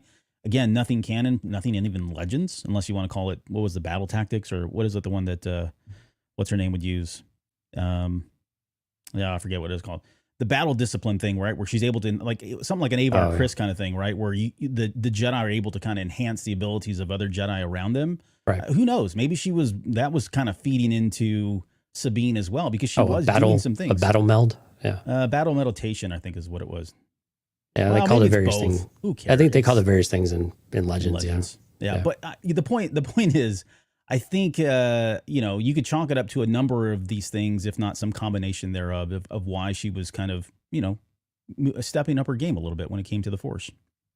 As far as the zombies go, like, I thought they did a really good job. I mean, it wasn't, Sam Raimi kind of stuff, but I think Rick did a good job of conveying the creepiness of them. There was a lot of hand braking, the way they moved, the movements, they were getting shot and they kept getting back up. I mean, it was a very different threat that I would hope we get to see more. And maybe we are, now that they've got Dathomir repopulated. So looking forward to that. When it's all said and done, that whole line about nice moves, she's been training, and then she looks over and says, "What's your excuse?" And he's, "I missed you," kind of thing. I mean, that's them getting more comfortable, right? Going back, reverting to those little quips that they used to have in Star Wars Rebels. So I definitely loved all of that. Can you feel the love? I wouldn't go that far. Oh, sorry. It's a battle meld. Yeah. This is what Dante's coming in with. By the way, Bull Run 27's here. And I don't know if we're going to get to this question. He said, do you think they're going to bring back Abeloth? I don't know where this started. I mean, I guess now at the very end, sure, anything's on the table, but maybe we'll save that for the very end. I thought that was funny because, I love talking about Abeloth. Okay, so here's where I felt like, I want your thoughts on Morgan's. Thrawn is like, "Hey, Morgan, man, you know what? We really need some time. And I know you just got that wicked sword. Looks dope. However, gonna kind of need you to stick around if you don't mind. Can you, you're gonna have to put in some extra time here." I think she knew she was probably going, well, that's not probably fair. I would think she didn't think she was going to go to her death. I think the worst case scenario was that she was going to get left behind, but I didn't have a doubt that Ahsoka was going to take her out. Like, I thought, well, that's it. She's just signed her death warrant, or he signed it for her, co-signed it, if you will. But I love the fact that she said, for Dathomir, because that again cemented this idea that she hasn't really been doing this for Thrawn. Like, Thrawn was just a way to get to what she ultimately wanted, which was to bring back her people, right? She said, "I'm a survivor," back in, what was it, episode 2 or wherever it was, or episode 1. Right. And so I felt like this was really first and foremost on her mind. Like, as a survivor, how do I bring back my people? Super important to her, and she found a way to do it. I mean, ultimately she succeeded in her goal, but she paid the heavy price for it. Yeah, remember, Star Wars is all about connections, right? And so that Morgan Elsbeth, even as a villain, wants to reconnect with her people that have been, may not be extinct, but they're definitely very few and probably very scattered, if there are more than just one or two, right? So that she wants to reconnect and reform those bonds and go back and join a family, the sisterhood. I mean, that's what the Night Sisters thrive off of, is that sisterhood, that feeling of community and family. And so this was, I think, killer for her. I think, and Thrawn does it in the most like jerk way too. Like, he actually has this really long pregnant pause, right? Where he just lets it linger before he even asks it, to where you just like, "Oh no, you're not going to do this." That's a what move there, Thrawn, and sure enough, you see. And Diana Lee in Cincinnati, like, man, she did such an amazing job bringing that emotion. This character, like, I gave her a little bit of slack, or the character, not Diana Lee, but, the character felt pathetic. And here you feel like she's finally kind of reclaimed that strength. And then here she is feeling like someone's going to take it away from her. And you can feel that emotion building, but she's not going to let it happen, right? And while she is still hurt and crushed, she's going to do her part to protect her people, maybe more so than Thrawn at this point. But I love the emotion that she was able to bring into this. And you just feel it the rest of this episode. She's probably the most intense character here on out, with the battles with Ahsoka and just the rage, and all of it is just finally, it's finally has the opportunity to escape her. And she doesn't have to be this cool, calm, collected individual that's orchestrating things. Now she can just kind of be who she is and just let it all loose. So, man, really, a really standout performance in this episode, I thought. And again, I think she was in this episode. I mean, she was probably one of my top 2 or 3 favorite characters, top to bottom, in this episode. Yeah. Yeah. I mean, she was rebirthed in a lot of ways. Like, you think about the first fight that we saw between Ahsoka and Morgan in The Mandalorian, and yeah, it was cool, but it was more samurai-ish. It was a lot of kind of, strategic, wait and see, tactical kind of Feeling stuff. each other out. Yeah. Feeling each other out for the most part, shifting of positions, shifting of the weapons. Remember, they were going into different stances, trying to kind of one up each other. So, and I do appreciate all that. I do actually love that. But Right.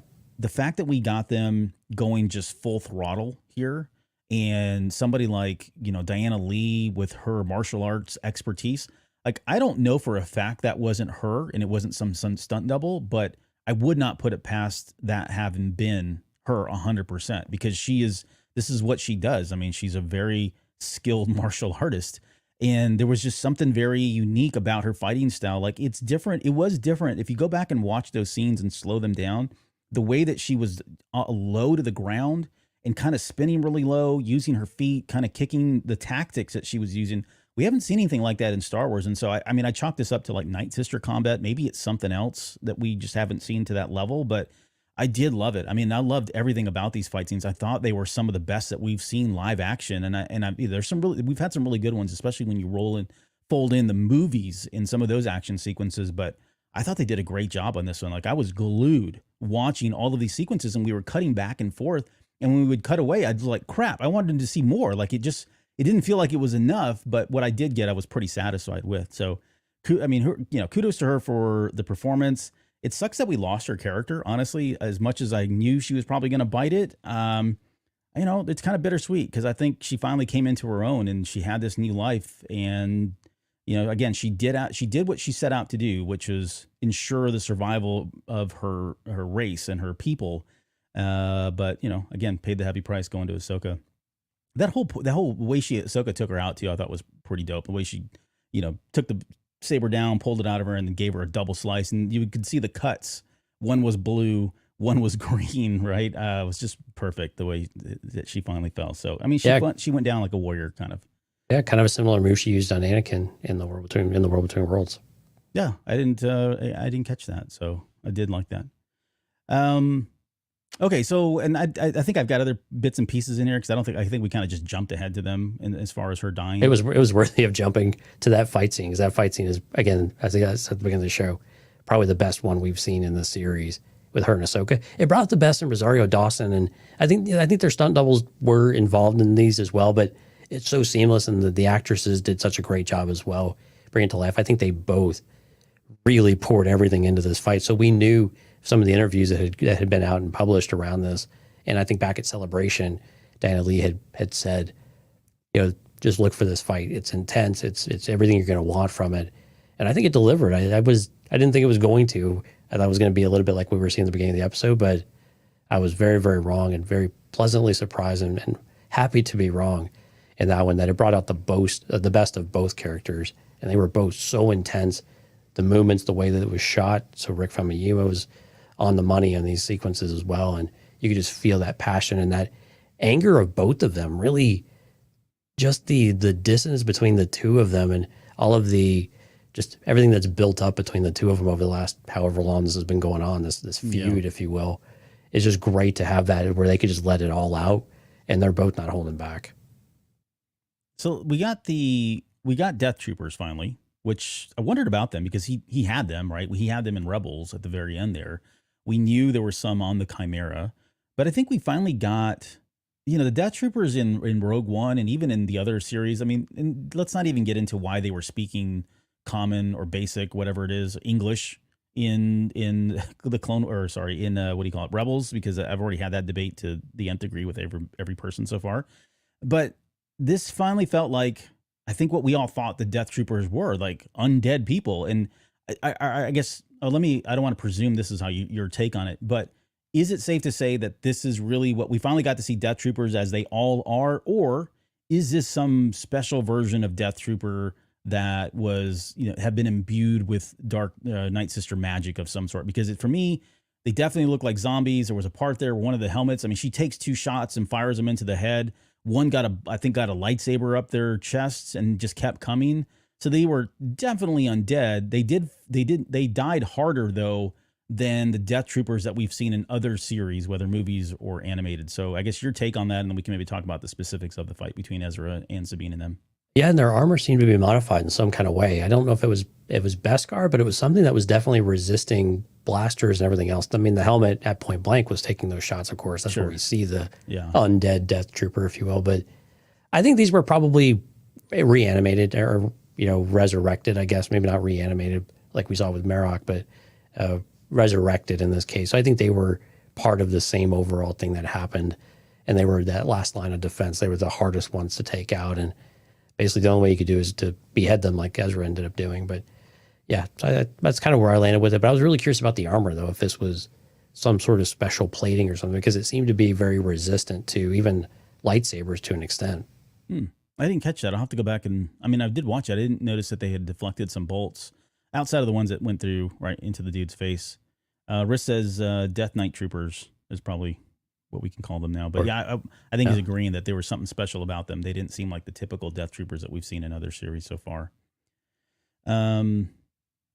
So yeah, and Bullrun says they're probably zombies who've read the lore from Rogue Visual Dictionary. And that's what I'm saying. Like, that's what we were led to believe. But if you watch in Rogue One and you watch them in Rebels, they just died like everybody else. So, and I think with some of the first time, and I think with some of the books, they don't really lean on any way. They just seem like another higher class of stormtrooper. And we see them in Andor as well. And so I just have a hard time believing that they're anything supernatural about them. I think they're just elite squad. Yeah, it's kind of how I took it, but I think these are different. These felt like they were. Oh, these were definitely different. Yeah, these were. Clearly they were definitely zombies. They were trying to eat her face. They were trying to eat her face, right? But yeah, and not to short the moment, but this is where we got the moment where she finally was able to kind of tap into the Force. Sure, it was to selfishly save her own life, but that's okay. That has to happen at times. And of course, she pulled the Kylo Ren with the lightsaber in the eye, kind of the way he did to the Praetorian Guards. So right, again, nice little callback there. And then Ezra beheads that last one, which they conveniently showed as the camera was panning left to right, which I thought was kind of crafty for him to do, because that probably would have upped the rating on this episode had we actually seen it. So, and then we get Ahsoka kind of retreating. Morgan's finally caught up with the undead are kind of coming up with there. Morgan comes in, destroys one of the lightsabers, and this is where that fight really got ramped up, when it was just kind of those two of them. And the night troopers were standing back, or the night troopers, dead night troopers, whatever they are, were kind of just standing back and watching. We cut back over while that's going on to Ezra and Sabine, and holy bananas. Like, I know I've talked about this on the show, but this is quintessential Rebels, right? Where one force pushes and the other pulls. And I know people are quick to say, oh, this is what Kanan and Ezra did. Yeah, they did it a lot in the series in Rebels, but let's not forget, this is what Ezra tells Darth Maul. This is what me and my master did when they were actually trying to raid the temple. They used this same technique. So the fact that Ezra has such a, familiarity with it, or it has a lot of different meanings, and he's used it in so many different instances. And now to have been given this opportunity to use it with with Sabine, it's a leap of faith. Like, I don't even know that I would have trusted her, honestly, given where she was at. Because not too long ago, he was like, oh, you're training, and suddenly I'm going to jump. And it's pretty far away. Like, in the animated series, they jump some pretty far links using that force push and pull method. And I was looking at that. I'm like, man, that's really far. And I think that's why he paused. That's why he paused. He was like, whoa, Kanan and I never went and did this far. You know what I mean? So, but I loved everything about the sequence, especially, when he kind of put his hands together, went back, he did the run. And then to see him fall short was, again, very Rebels-ish, but it was very on brand for Ezra, right? To kind of have everybody guessing and then pop up. And it was just, I loved it. I loved everything about that moment. It was great to see them working together the way they did. Yeah, and this is one of those moments you have to suspend belief, right? Because Sabine all of a sudden has a lot of force. It's kind of like Rey. Again, I think people's problems with Rey and Force Awakens are probably going to come to light here with Sabine again. You have someone who couldn't use the Force at all, and now all of a sudden they seem to be very strong, doing fairly powerful things. I think there's an argument there. It is a very powerful thing to be able to push someone the rest of the distance that we saw on screen this time around. So I think some of that criticism is maybe a little bit fair, but you're kind of missing the point, I guess, if you're belaboring some of that. She's finally got the blockers off. She's finally accepted it. And you're right. Ezra had to really take a huge leap of faith, because he looks at her, he's like, I mean, yeah, literally, because he's like, I don't know about this. Like, I think A is like you just kind of got your powers, but then B, that's a really, really big gap that we've got here. And to your point, we haven't really tried that before. So, and then Sabine just kind of logics her way out, like, look, it's not getting any shorter; it's getting longer now. So it's now or never. Do it. Trust me, I got this. She's feeling the force. She's feeling she's able to do it now, and she can do it. I think maybe just pause here though. How do you feel about Sabine now fully embracing the force, and she is officially a force user? Well, I don't have a problem with it. I think I said, I did an audio and I still have never released it. And now I think it's still relevant because I don't think I said anything that was wrong. This probably just reaffirms some of the things that I was saying. It's a part of it. There is a suspension of disbelief, number one. Number two, again, we're talking about someone who had a blocker, right? I don't want to just lean on that only or exclusively, but the fact that, she's amongst people that she trusts and trusts her is a huge thing for Sabine, given where she started in the series. So I think that probably lifted some of the weight off of her and opened up the possibility to her abilities flourishing the way they did from that point on. There may be some aspect, and again, I'm not an apologist. I'm not making excuses. I'm just trying to kind of throw a bunch of ideas out there that maybe are all kind of contributing factors. But, the fact that they're on this planet, right, Peridia, steeped in the force, maybe that's having an impact on either her ability to suddenly, ramp up in her prowess with the force, or just enhances her abilities. Who knows? I mean, there could be a lot of things that are, I guess is what I'm saying, that are going into this. I don't necessarily have a problem with it. I can see the criticism, and I can definitely see the argument, and I can see where people are like, wow, this happened really fast. Like, it's escalated completely out of nowhere, right? Just last episode, she had nothing, and now she's blocking things and using telekinesis and doing force pushing. And I get it. It does feel like it's a lot too quick, too fast. But, if you go back to what George Lucas, and this is what I said in that audio file that has not been released, George Lucas is the one that said anybody can use the force. It's just a matter of training. It's a matter of opening your mind. It's essentially exactly what Ahsoka told her. You need to train your mind, train your mind, train your body, trust in the force. She has not trusted in the force until that moment when Ahsoka said, from now on, I got your back. I'm never going to leave you. I'm going to do exactly what Anakin Skywalker. She needed to hear that. And the minute she did, she was able to finally trust in the force. Yeah, I'll sign on to all of that stuff. I think in part of it, I'll kind of maybe change perspectives on it. I think the way that they presented it in the show, and with the emotional weight of it, the music, the force theme coming up, or kind of the exciting themes, it sweeps you up in those moments to where it feels triumphant, right? It feels like we finally did it. You almost expected Sabine to say, "Look, I did it," and she didn't. And maybe it would have been a little better if she would have acknowledged it in some kind of way. I mean, she kind of did a little bit later on. You can kind of see she's got a little bit of a swagger to her. But how I feel about it, I'm a little mixed on Sabine, because it just feels like everybody doesn't have to be a force user. Everybody on the Ghost crew doesn't have to be a force user. But now everybody on the Ghost crew is basically a force user. But at the same time, Zeb's not. Hello. Not Chopper? Yet. Yeah, not yet. Chopper is. Yeah. Droids are going to have the force, right? No, he manipulates in the wonk wonk. Oh, holds the bowl. Yeah, telekinesis in the bowl. Sorry. But, I mean, I'm exaggerating, but it. Yeah, I know. I get it. It feels like it's not as maybe special as it was, what it means to be a Jedi in this era, right? But again, we'll see where it goes. I mean, let's see where this goes. And I think Bull Run had a point in there too, that she might not be all the way. She's still going to be struggling for some things. She might, I think he had said, is she totally a force user? I think the answer is yes. I think what we've seen is a yes, but I think to his point, there will still be a lot of development opportunity. She's not all the way there. She's not a master or a Jedi Knight or anything like that, right? She has just opened her eyes to a larger world, and she's finally seeing it. And because she's been able to do a few things early on are not indicative of what maybe she's capable of, and they're definitely not indicative of she's all powerful right now. So things to keep in perspective in this battle moment and in this kind of meditation, in this groove they were all finding with one another, and the challenges and the stress of it, you accomplished something really amazing, and you got past that hurdle. I think that's important. But I get swept in the emotion of all of it too. The music and everything else they did was just really, fantastic to be able to bring you along to where you almost don't care, right? You're like, man, this is cool and it feels good. And hey, we got the theme finally, and we get some of that stuff coming through. It just makes it exciting and fun.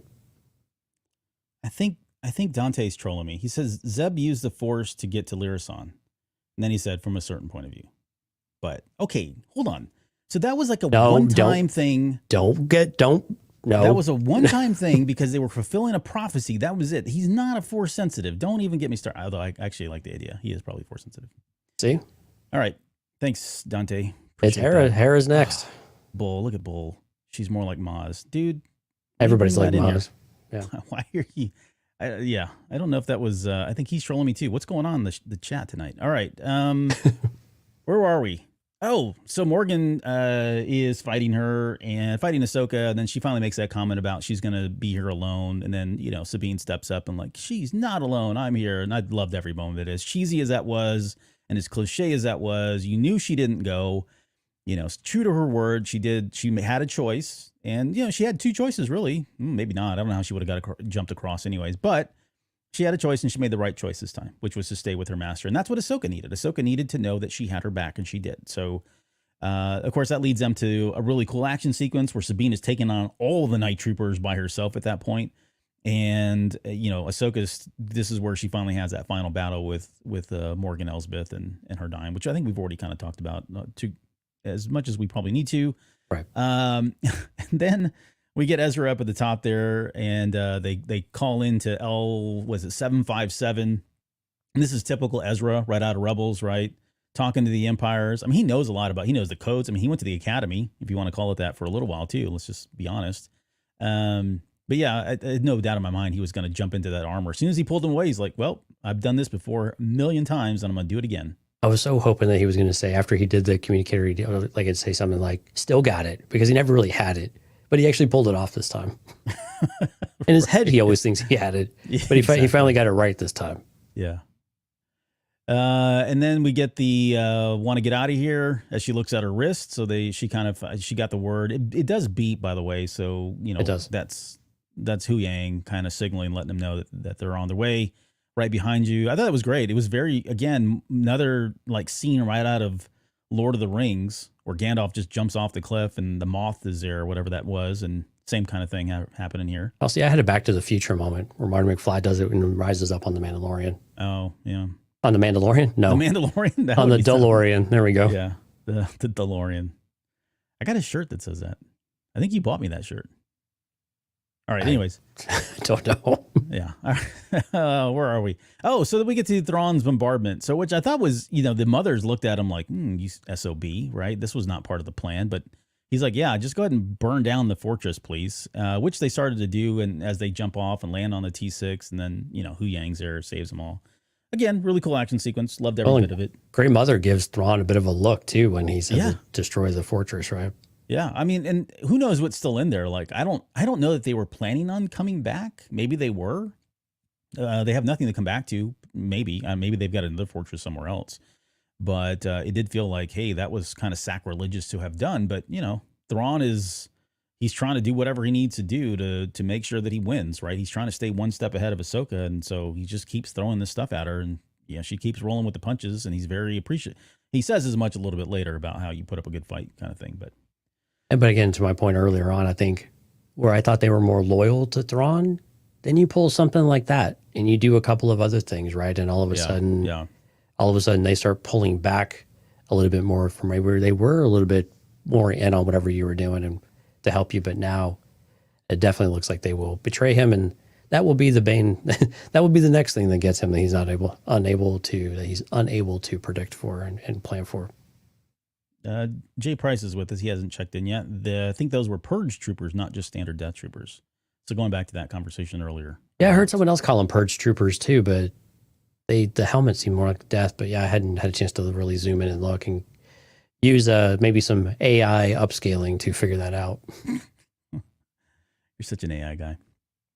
Okay, so Ahsoka gets in the shuttle. They gun it. They revert all power to the thrusters, all this typical stuff that we would normally see. And they are kind of closing in. We jump out of there. But then Thrawn's farewell. Like, I really enjoyed everything about his speech here, right? Where he's talking about how, you were quite a worthy opponent. I regret that we didn't get a chance to meet face to face. Maybe we never shall. He says, still, I know you because I know your master. I concluded your strategies would be similar. One wonders just how similar you might become. Maybe taking a stab at, hey, you're probably on the path of the dark. I don't think that phased her, by the way. Like, I think she's so past that. Like, yeah, that would have been me, a couple days ago or whatever, but that's not me anymore. But he doesn't know that. He says, perhaps this is where a Ronin such as you belongs. Today, victory is mine, long of the Empire. I thought what's his name? Lars. I always want to get his brother confused, but Lars did a great job on delivering. I mean, he did Thrawn perfectly. I mean, who's to argue that he can't because he does the damn voice? But he just did so well as the live action Thrawn, and this particular speech was just so well executed and delivered. I really enjoyed it. And then when that shuttle took off, I was thinking, wow, they're going to get caught in that wake. And sure enough, we got to see it. More great visual effects of seeing the shuttle getting tossed and turned by the wake of the Eye of Sion taking off. I don't know. We haven't really talked about the fact that it looks like the Jedi. What do you call them? The Jedi fighters from the prequel trilogy. The hyperspace ring. Yeah, the hyperspace ring. It just looks like a little miniature one, or a much larger one, I guess. That was very, very cute. But yeah, I guess your thoughts on Thrawn's farewell, and then maybe just touch on this because we're obviously going to talk about it. But we were talking and predicting that it would be people were going to get left behind, and I think we were saying that. Everybody, I wasn't expecting Ezra to get away. I think that was the thing that threw me, but I think we were right in thinking that the heroes wouldn't go back immediately. We certainly got that with the exception of Ezra, but your thoughts on seeing them take off and leaving behind everyone else? Yeah, I mean, with the where Shin and Balin are left off, it makes a lot of sense why they decided to do that, right? You leave both Sabine, you have Master and Apprentice on kind of both sides, even though our villains, if you want to call them that, are not necessarily together. They've got to be there to balance that out. I think when we see Morai and the comments that we get from Ahsoka there we're exactly where we need to be, because every time she sees Morai, it just means that she's where she's supposed to be in that moment. And so she sees that and she thinks and she goes, okay, this isn't a bad thing. This can be a positive. We just have to stay the course and see where this goes. So I like it. And Thrawn's speech, he said before, I thought that was really great too. It's very in character for him. Lars Mikkelsen delivers it perfectly. It's a bit of monologuing, if you will, but it was absolutely perfect. It was the perfect farewell and the perfect flipping of Ahsoka off as he leaves them in their wake. So, perfectly done, really nicely written in that way too. But yeah, I was a little surprised they left kind of everybody behind. Like so many were left in Peridea, and did not really see Ezra being the one to make it home. But it makes sense. Someone had to go home to be able to warn Hera and tell them what is coming, right? And to help Jason. And train Jason, yes, right. So, but that still had to happen, right? So it kind of makes sense. It's Ezra. He finally everybody gets what they wanted in that respect, while also, how do we get them back from Peridea, or do Ahsoka and Sabine find their own way back? Or is there a whole other avenue that we need to explore now that we see where Mr. Balin's skull went and what he is actually looking for? Well, hold on. Let's just wait for that, because we'll let's not get ahead of ourselves. Yeah, we'll get to that in a second. Let's get back to the Caravan of Consolations. And this is where Sabine and Ahsoka are crawling around. I know, some of these are bad. Crawling around with the Noti again. You talked about Morai flying off. I don't want to read too much into the symbolism, but I mean, Morai is always around, and it shows up, and then she looks at it, and nothing's ever said, and then it always just takes off. But there was something that felt final, maybe, about this one. And I don't know if it was just the way it was framed. Maybe it was the music. Maybe I was crying. I don't know. Something was going on. But just seeing it fly off like that, especially now that we know that there is some connection to Mortis with the scene with Balin's skull. Do you think this is the end of Morai? Do you think this was it's fair, it's goodbye kind of thing? We talked about, I think we had theorized when in the episode where she came back as Ahsoka the White, right? And I think I'd said that maybe at this point, now that she's there, that Morai would leave, that there's no real reason for the daughter to kind of hang around and be this guardian, because she's transcended into this next level of Force user, if not Jedi. You see anything there? Do you think we'll still see Morai pop up? Well, maybe. Oh, yeah. I guess maybe as a guardian or as a watcher over Ahsoka. Do you think that's going to continue to be something that we'll see? Yeah, I think she's still going to be that spirit guide of sorts in some kind of way. I think it just makes sense. I mean, especially, I think the part that really speaks to that is even at the end. I can't not mention the statue if we're talking about Morai, but that the daughter statue was missing the head and there was a fracture next to the father. I mean, I think some of that is also indicative of why Morai is still there. And maybe that might just be symbolism, but at the same time, it just seems really convenient and deliberate, in my opinion. And I think that, again, I think it's still confirming for Ahsoka that you're where you're supposed to be, and Morai is just confirming that for her. And maybe not to let her not fall into despair or anything. I don't think it's anything quite that dramatic, but it's just that awareness that Morai can kind of transcend time and space, apparently, and show up when she needs to. And it's just that lingering thing for Ahsoka to be able to see. And when she sees Morai, okay, this is right. This is just good. It's not bad. Let's see where this goes. Path, kind of I'm thing. on the right path. Yeah, exactly. Yeah. And again, it's just more that spirit guide type of aspect. Yeah, and I can see where, that's reinforced by, I think, what Ahsoka says later to Sabine, like, and I forget, I'm paraphrasing, but she says something to the extent of like, hey, we're exactly where we need to be. You know what I mean? Right. And I think maybe she's getting confirmation, or she's getting affirmation from the fact that Morai is there. I'd love for her to stick around, and I'm not saying, I mean, in my heart of hearts, I believe that she's still going to be around and still kind of be that spiritual guardian kind of a thing, but there was just something about the way that scene was shot, framed, the music, again, me crying, whatever it was. I just feel like maybe they were signaling that this was the last that we would see of her. And, the funny thing about Morai is that Morai's not really ever done anything, right? Except be around. So it's like, what else do we expect Morai to be doing? And except kind of show up and I think she was just be the visual guide. No, you're right. And I know what you're saying. I'm trying to think of an instance where she was. I think the only thing I can think of immediately that comes to mind is in The World Between Worlds. Wasn't she sitting on top of the window where Ahsoka was that led Ezra, Ezra there? Right, so, yeah. But it wasn't like well taken though. They didn't speak to one another. The daughter didn't manifest herself through Morai or something like that. I mean, yeah. Yeah, no, I get you. Okay, so that's Morai. Where the hell are we in the show notes here? I already lost my place. On the plains, yeah. Yeah, the plains. All right, so Shin Hati's returned.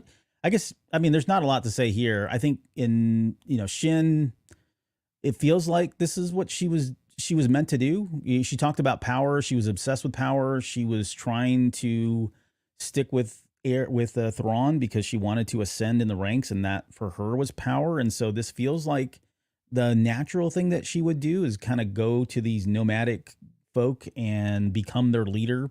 She's clearly more powerful than them are. I mean, there's a lot of potential here. The one thing that just doesn't, and I'm sure this will get explained, like this is a Dave Filoni thing. He'll do this and then later on explain it. But I was fully under the impression that she was going to go back as her master instructed her to do, go take her place in Thrawn's empire. It doesn't sound like she did that. Like, I don't think, I was expecting her to show up and then, right when they took off and be like, oh, I have nowhere to go now kind of thing. I don't think she did that. I think she went directly to this, which seems, I wouldn't say out of character, especially given that her master left her, basically abandoned her. She has no loyalty to Thrawn. Morgan Elsbeth never liked her. So I don't know if that was really an option for her. I think she was just like, heck, this is as good a place as any. So I'll just take over these guys and I'll rule over them, right? I think that she got the power that she wanted. So I don't know. What are your thoughts?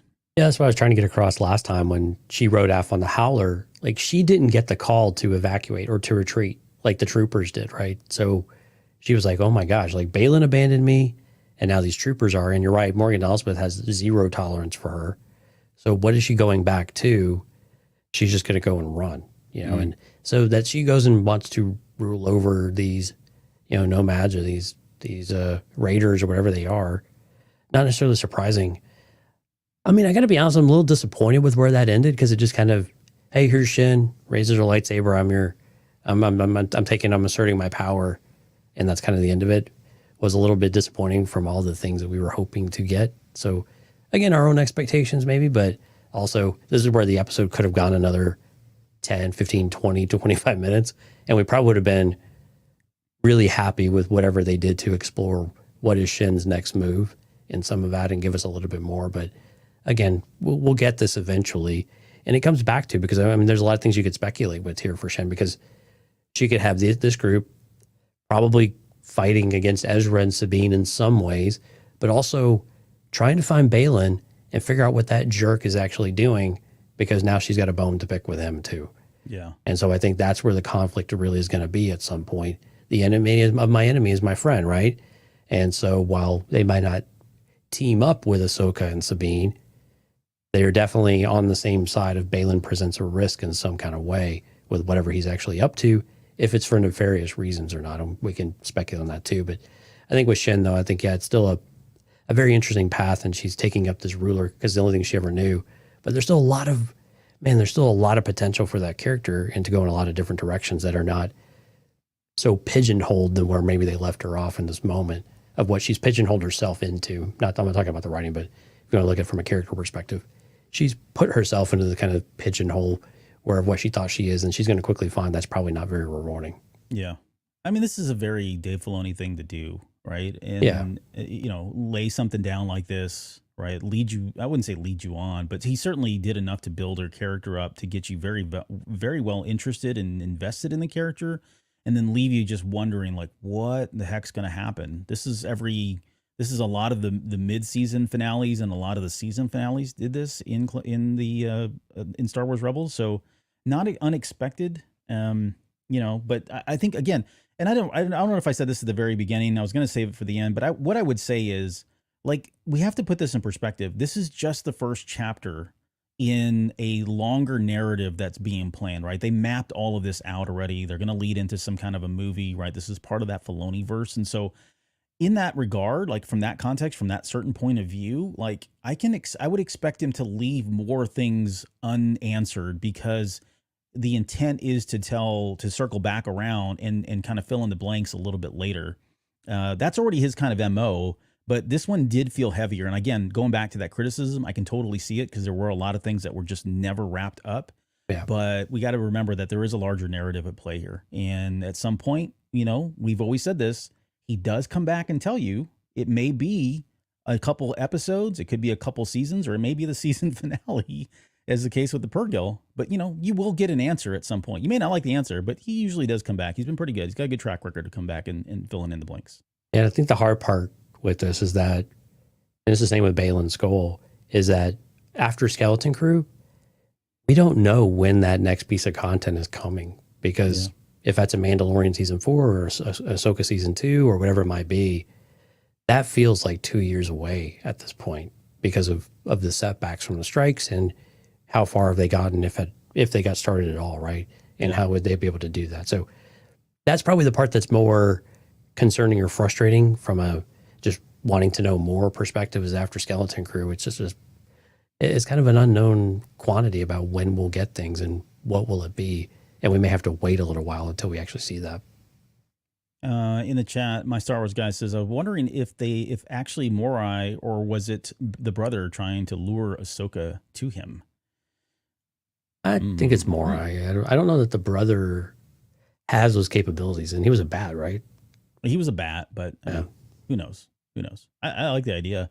It's not a bad idea. It's an interesting theory. When the fact that we've got Mortis, like, anything is like. Well, we don't have Mortis, but we have the Celestials, right? Yeah. No, we have Mortis. We'll get to that here in a little bit. Okay. Jennifer says they can also use her to follow whatever Balin storyline would have been. That's true. Speaking of Shin, and that may be the case. I mean, they may have to kind of merge those two storylines. I mean, ideally, we would want Balin to. Well, hold on. Let's say that. Because we're getting to it in just a second. If we're not already there, I didn't even get to see where we are. We're at Mount Mortis now. Yes, we're on Mortis, Mount Mortis. Okay, so like in this episode of Lord of the Rings, right? It was like right out of Lord of the Rings. Like, my goodness, I even have the bookends from that where they're kind of have their hands up. And then you had it's like they lit the beacons of Gondor or something down there. Right. I mean, that looked like the Mordor off in the distance there. Yeah. But I mean, again, it was such a short scene. I wonder if there was more there. Maybe not. I expect that if there was not, it was because it was going to be, season 2 was going to be heavily steeped in this. And so it was just like, okay, we'll just tease it because you're going to get a lot of it in season 2. That makes total sense. When I see the statue of Mortis, or the father, the son standing there, the daughter's there as well, who doesn't have a head, it's got the gash across her chest, I think. There's probably some symbolism a lot of people are kind of talking about and speculating why that could possibly be. I don't know that I have any good answers. Right? It could just be as simple as that statue. The statues are there to represent nothing other than that this is a path to Mortis. The fact that the father is pointing and he's pointing in the direction of that mountain or whatever it is, and there's a lightning going off there. Like, I don't believe this is Mortis. Right? Let me make that clear. I don't. I could be wrong, but I don't believe this planet is Mortis. I think it is Peridia. I do believe that the legends, the stories that Balin is talking about were simply that if you went to Peridia, that was, you could find the gate to the world between worlds, right? Which the Celestials were the keepers of. They were the guardians of, you know what I mean? And we saw that. They were the guardians of. We saw that in Star Wars Rebels. If you want to remove that, then it's as simple as if you ever wanted to go to Mortis, and there on Mortis, you know, all your wildest dreams come true. You could rise and ascend to a celestial level. Then this is the place that you would go. Like that's just where the gate, regardless of the Celestials are there, whether they're guardian or not. Peridia was the first step. You had to get to Peridia in order to get to Mortis, and once you got to Mortis, you could do whatever you wanted. You could rebuild the Jedi from the very beginning, like if you wanted to, in your own vision, in your own view, which I think is what Balin Skull ultimately is doing. They're trying to do. But so that's when I say, like, what was I talking about? Oh, so Morai being here, you know, could the sun be here? I mean, if it's a gateway to Mortis, I don't believe any of those guys are dead. Although, you know, they all died in the series.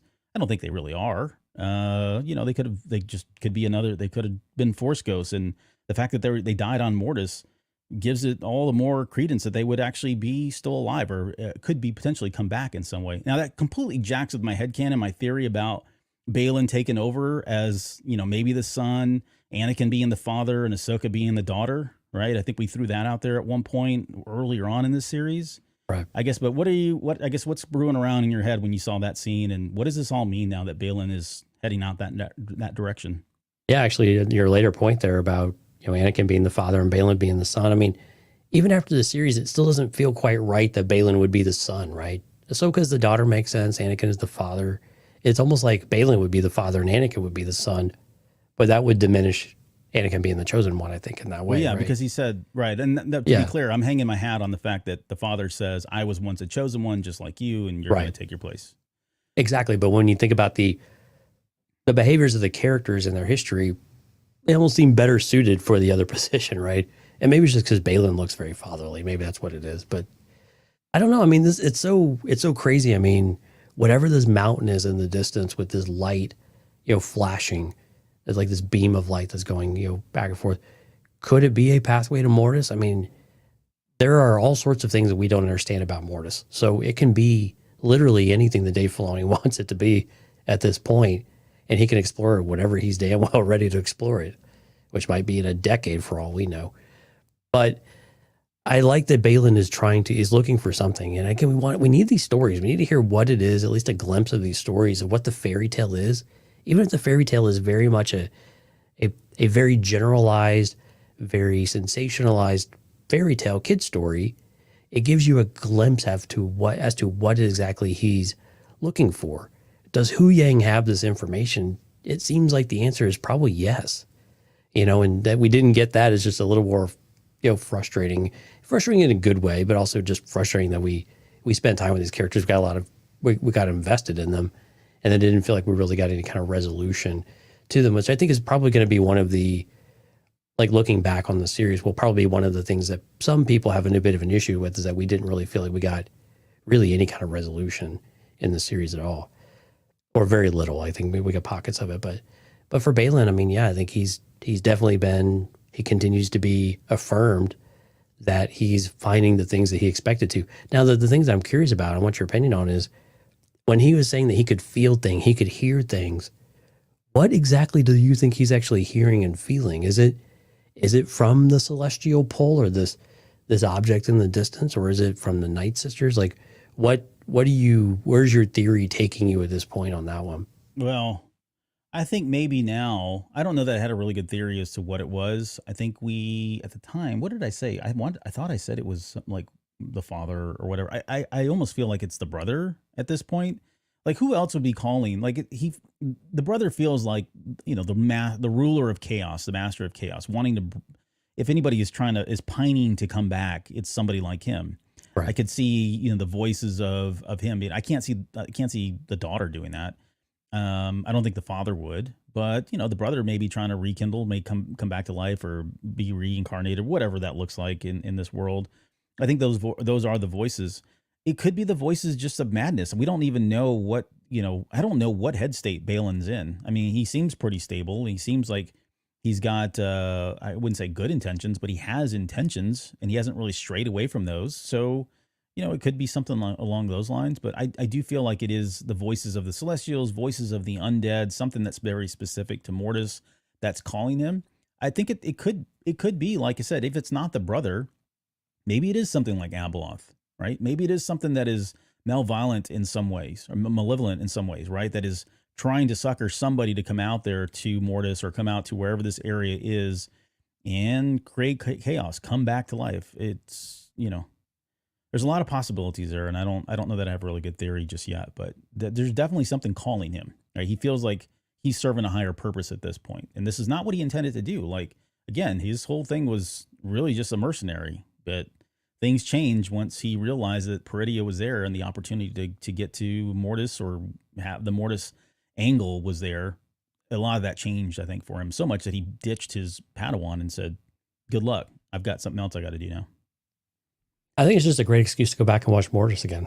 Well, yeah, and I know I've seen some comments in here, and I want to be clear. Like, if you go back, so we did, what was it, 3-4 episodes on Mortis almost 4 years ago now.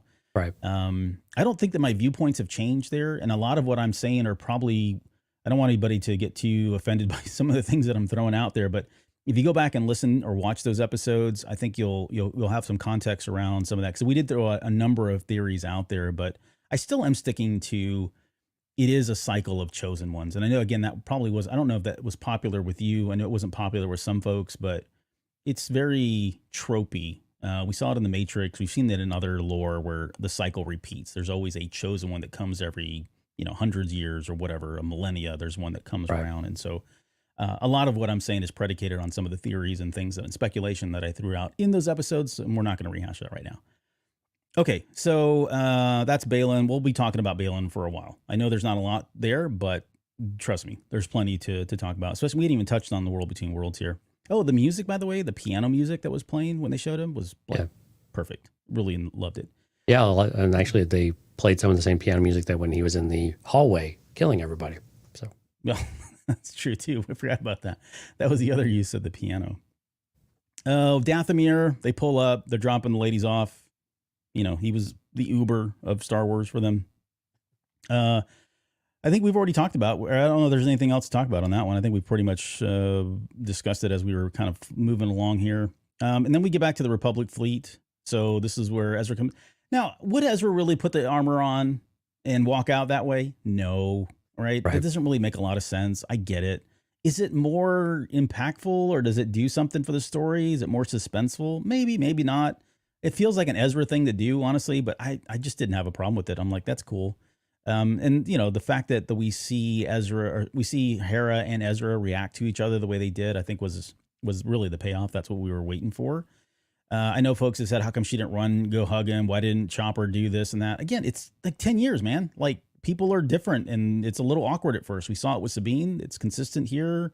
I wasn't expecting, arms around each other and confetti raining from the ceiling. It's just, that's not what would happen here. But the most important thing, again, the big takeaway here is that now Jason has a master to train from in Ezra Bridger. Very true. Right. And we got I think with Hera, though, we got the emotional response we were kind of looking for. You could hear it. And Mary Elizabeth Winstead did a really great job of this, I think. Yeah, they could have gone and run and hug. Yeah, Chopper could have probably done something to irritate Ezra like they did in old times, for fun, but you don't want to cheapen the moment either. And so letting it linger and feeling that kind of suspense build up is great. Why they're not running and hugging each other, I got to be honest, I don't quite know. That seems like a natural human reaction, to be honest, even with a crowd, if it's especially mother and son. So I'll give people that, but at the same time, I think it's still, we didn't lose the emotion of the scene. We just probably didn't break out into tears like we would expect it to, So a little bit different on that front, but still, I think powerful. And the point got across that Hera is very happy to have one of the kids back home. Yeah, exactly. Now she's gonna be like, so where's Sabine? Oh, not this Oh. again, right? Yeah. Yeah. Womp womp. Did anybody translate what Chopper said yet? The only thing I heard him say was "whoa" at the very beginning, but I could not make out what he was saying. I think at the end he said, "I think I knew it was you," or something like that. Really? Okay. Yeah, but I couldn't tell the other times he obscured it quite a bit more. Well, come on, internet. We're banking on you guys. Go translate all that. Someone's always doing it. Sometimes I can hear it, sometimes I can't. So I gave up after like 5 times. Like, nah, it's too muffled. I can't really make it out. Come on, Dave Filoni. Diction, man, diction. Okay, back to the Caravan of Shadows, and this is where Ahsoka's kind of standing out, looking up at the stars. I don't know. She just seems like she was just kind of reflecting on everything. People were theorizing, was she talking to someone? What was she looking at? I don't know. I don't think she was really doing anything other than just kind of reflecting until Sabine walks up, of course. And, I think this is where she said, Thrawn got away, but yeah, thanks to you, Ezra's home, right? You did exactly what you set out to do. And, she questions it. I hope he did. Ahsoka, I think, consents that he did. I think that's what the takeaway was there, right? And then she says it's time to move on. Now, when she said this line, I did wonder and I want your thoughts on that. If they never came back to our galaxy, would you be okay with that? Would you be okay with this being the story of Sabine and Ahsoka? Ooh, that's I a tough hate one. the idea at first, but the more I've been thinking about it, it's like, well, it would conveniently explain why she isn't around for anything going on. Now that we got Ezra, though, that's a whole nother. We got to contend with that. We just replace one for the other, right? Exactly. It's almost like a 1-for-1, but it would explain why she's not around. And, if they're serving a higher purpose, then I don't know. Maybe I could get on board with that. If we got like season 6 of Ahsoka and it's been taking place all on Peridia. I think Ahsoka's final place there on Peridia, or maybe transcending to take the daughter's place or something along those lines. I think I'd be okay with all of that. I think Sabine ends up back in our galaxy, though. I don't think her story's done. I think she's got a long runway. But I think with Ahsoka, I could probably get there with that one. I want her to come back, make no mistake. Sure. Yeah. But I think if her story were to end out there, somehow connected with Balin in that way, then I think I could probably get there without much issue. Okay. Yeah, I mean, don't get me wrong. I'm with you. Like, and I think if you ask 9 out of 10 dentists, they would say the same thing. They would rather, she come back. But maybe there is a story there. Maybe there's a story for her to kind of end on that point. So, she talks about shadows in the starlight, right? So Sabine could feel something. Ahsoka goes back, takes one look, and then she does a nod. I don't know if you caught that. She nods like Ahsoka does, right? Yeah, yep. Ahsoka does that. I didn't know how to read that because it didn't seem like she sensed anything. Like she was questioning how Sabine could sense something. I thought that was interesting. Like, why did Sabine sense it? But I think Ahsoka was acknowledging Anakin because she nodded right before she walked off. So maybe she realized at that point that what Sabine was picking up was Anakin, even though she maybe didn't see him, just felt his presence and was like, okay, he's still here. He's watching over me, like as a master should. Not going to leave her. And it's clear that she likes him, or he likes her way better than he likes his own kid. So he's not spending any time with Luke. He's hanging out with Ahsoka all the time. Yeah. Let's see. Sorry, some folks are chiming in on here. I think Ahsoka will come back. That's what Bull Run said. Dante says for Ahsoka, fine. Fine. She can stay there. Sabine, no way. She has to come back. Yeah. Jay says, what does she have to come back for now besides thwarting Thrawn? That's a good point. I don't know. I mean, as long as she's with her. See, and here's the thing about Sabine not coming back. If Sabine comes back, then does Ahsoka leave her? I don't think that's the case. I don't think that happens. I think she goes with her. She said, I'm not going to leave you, kind of thing. So, unless she goes and becomes the daughter, and then Sabine's like, well, nobody's watching over me. I guess I'll go home. I don't know. Of course, and then we get Ahsoka. We get Anakin Skywalker as the Force goes. He's smiling. He's looking over. There was, hopeful. If you look at the subtitles, this hopeful music plays. I thought I loved it. I did not expect to see that we would see him again twice now. But I took that again as going back to what Ahsoka tells Sabine. I'm not going to leave you. That's the job of me as a master, is to back you up and be there for you. And that's just what and people have taken this, and there's people theorizing, I guess, more nefarious reasons. I don't know if that's the right word about why Anakin's there. I didn't take it anything other than just that he's there. his Padawan is there. He's watching over her. He's gonna be there as a spiritual guide. Maybe at some point he'll be able to commune with her through the Force.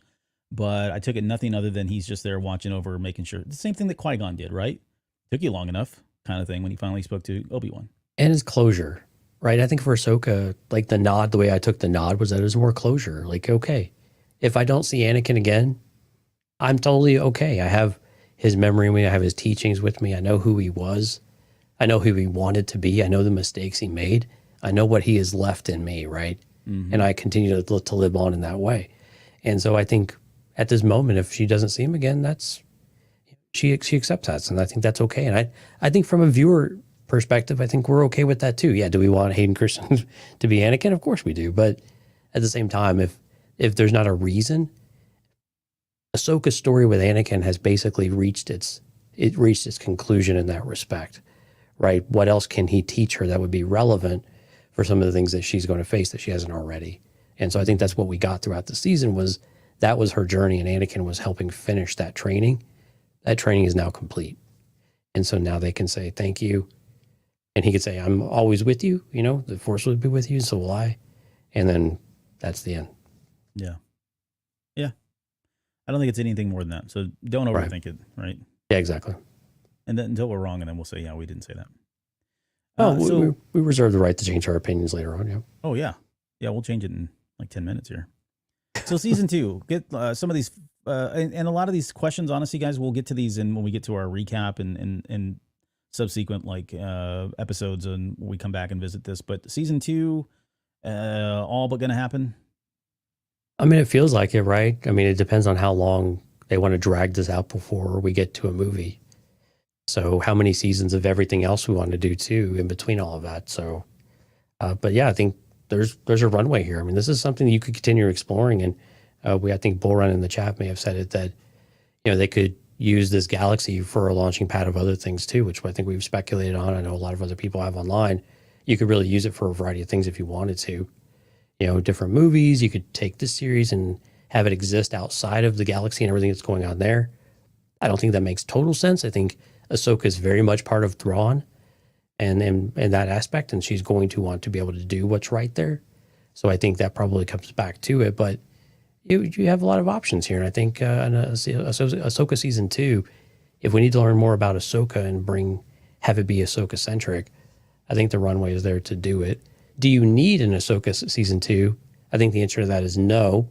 There are probably other series and other things going on that will handle things in our galaxy that would take that to a natural conclusion without her, or even bring her in some respect. I mean, we know they're not afraid to cut away from a series for an episode or two to see what's going on with another character to bring them in, right?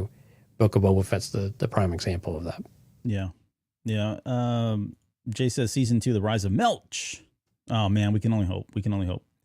Vlad, it says they can continue this in Mando season 4. So kind of what you were just talking about, right? They can pull away and cut over to this whole galaxy, give us a couple scenes, if not an episode or so, and then flip back over if they wanted to. They've already kind of broken that seal. Certainly can happen.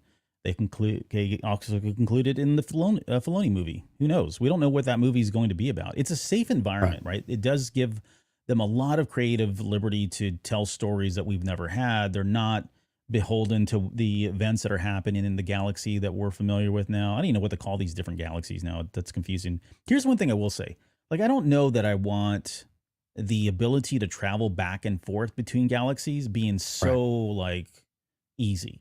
You know what I mean? Like, it shouldn't be that way. And now that it's, oh, we just talked to the whales, because the whales, and here's, I don't know. I don't want to get too much on a soapbox or get off tangent. It's all relative, but I don't want it to get to, I don't want it to be so convenient that if they need to ever go back and forth, they just call the whales, jump in the whale's belly, and they travel, and it's as simple as that. Like, I don't like that. It feels like that should be something very special.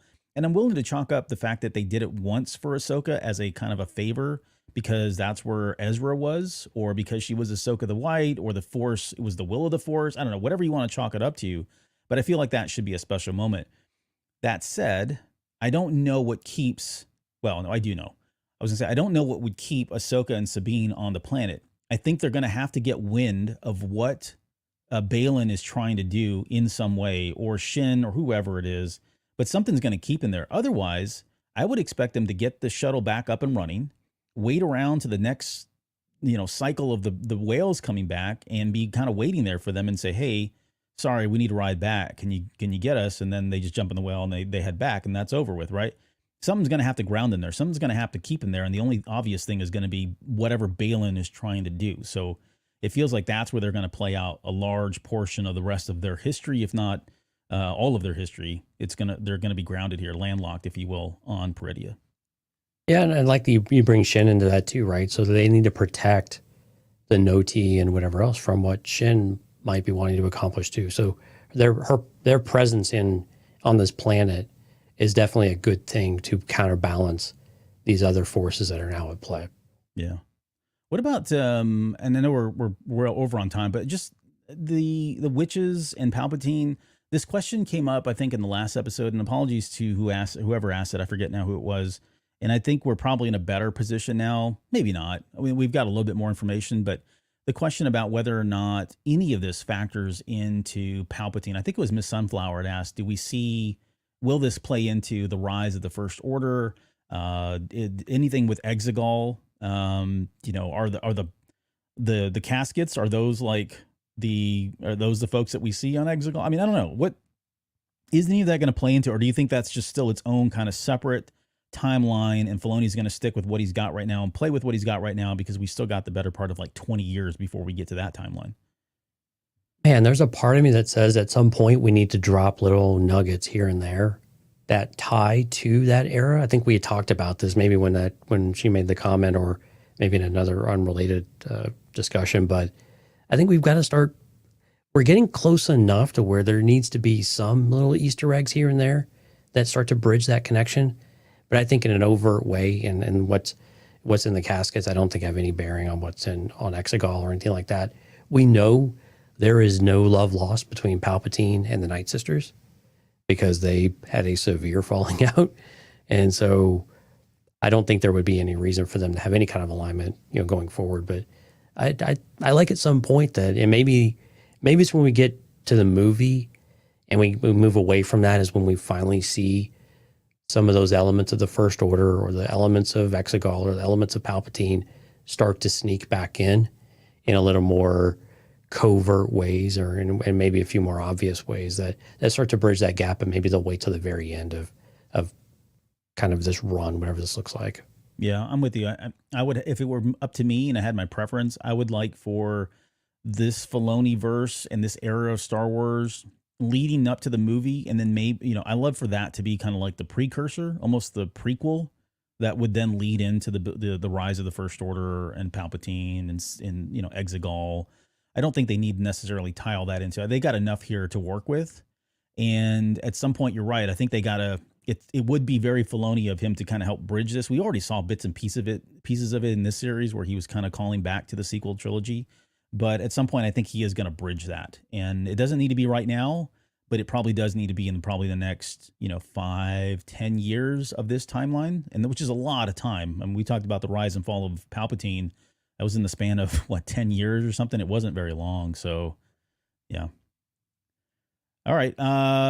So I don't have any other questions, and I know we're way over, but do you have anything else that you're dying to get out? Anything else that we feel like we need to talk about from a series perspective or a season perspective? Well, I think, maybe just maybe parting thoughts on the series as a whole. I thought it was very enjoyable. I thought this was really solid, start to finish. I think you had said at the top of the show, there were no stinkers of an episode. There were really no weak episodes. There were some that maybe you like better than others. Some that are stronger than others. But I think overall, really solid series.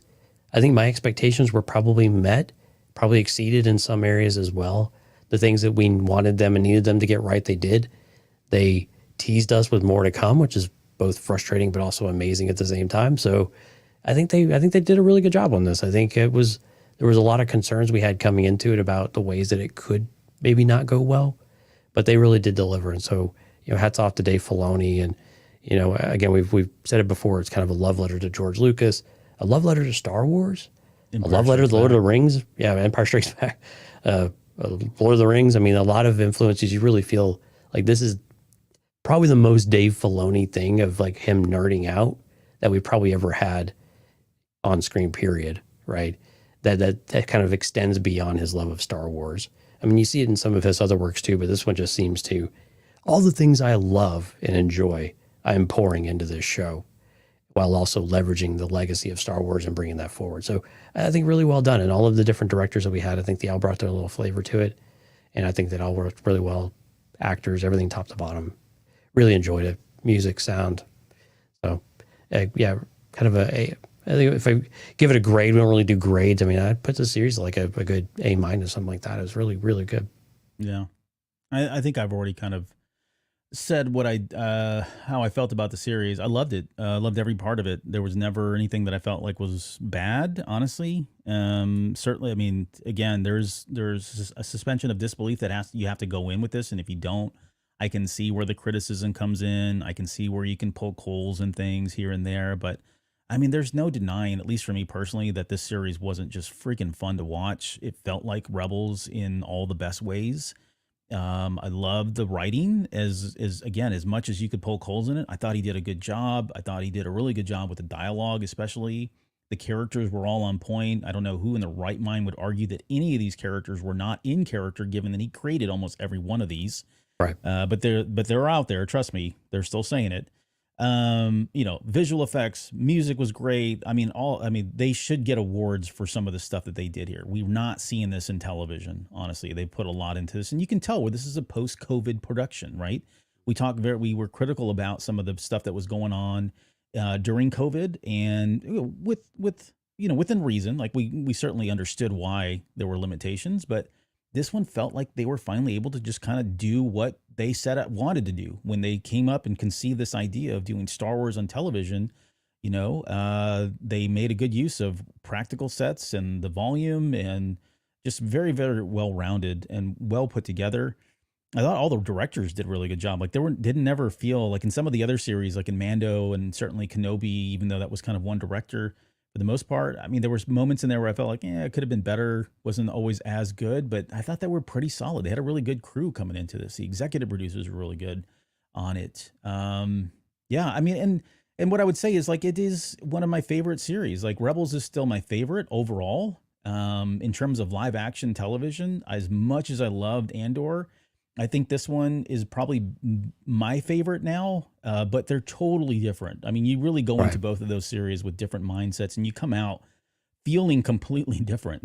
They're both excellent in what they do, right? You got Gilroy, who's a master of that suspense and that espionage kind of Rogue One feeling. That's not what we got here. We got the very tried, true, tested George Lucas. The good guys are the good guys, the bad guys are the bad guys until there's gray.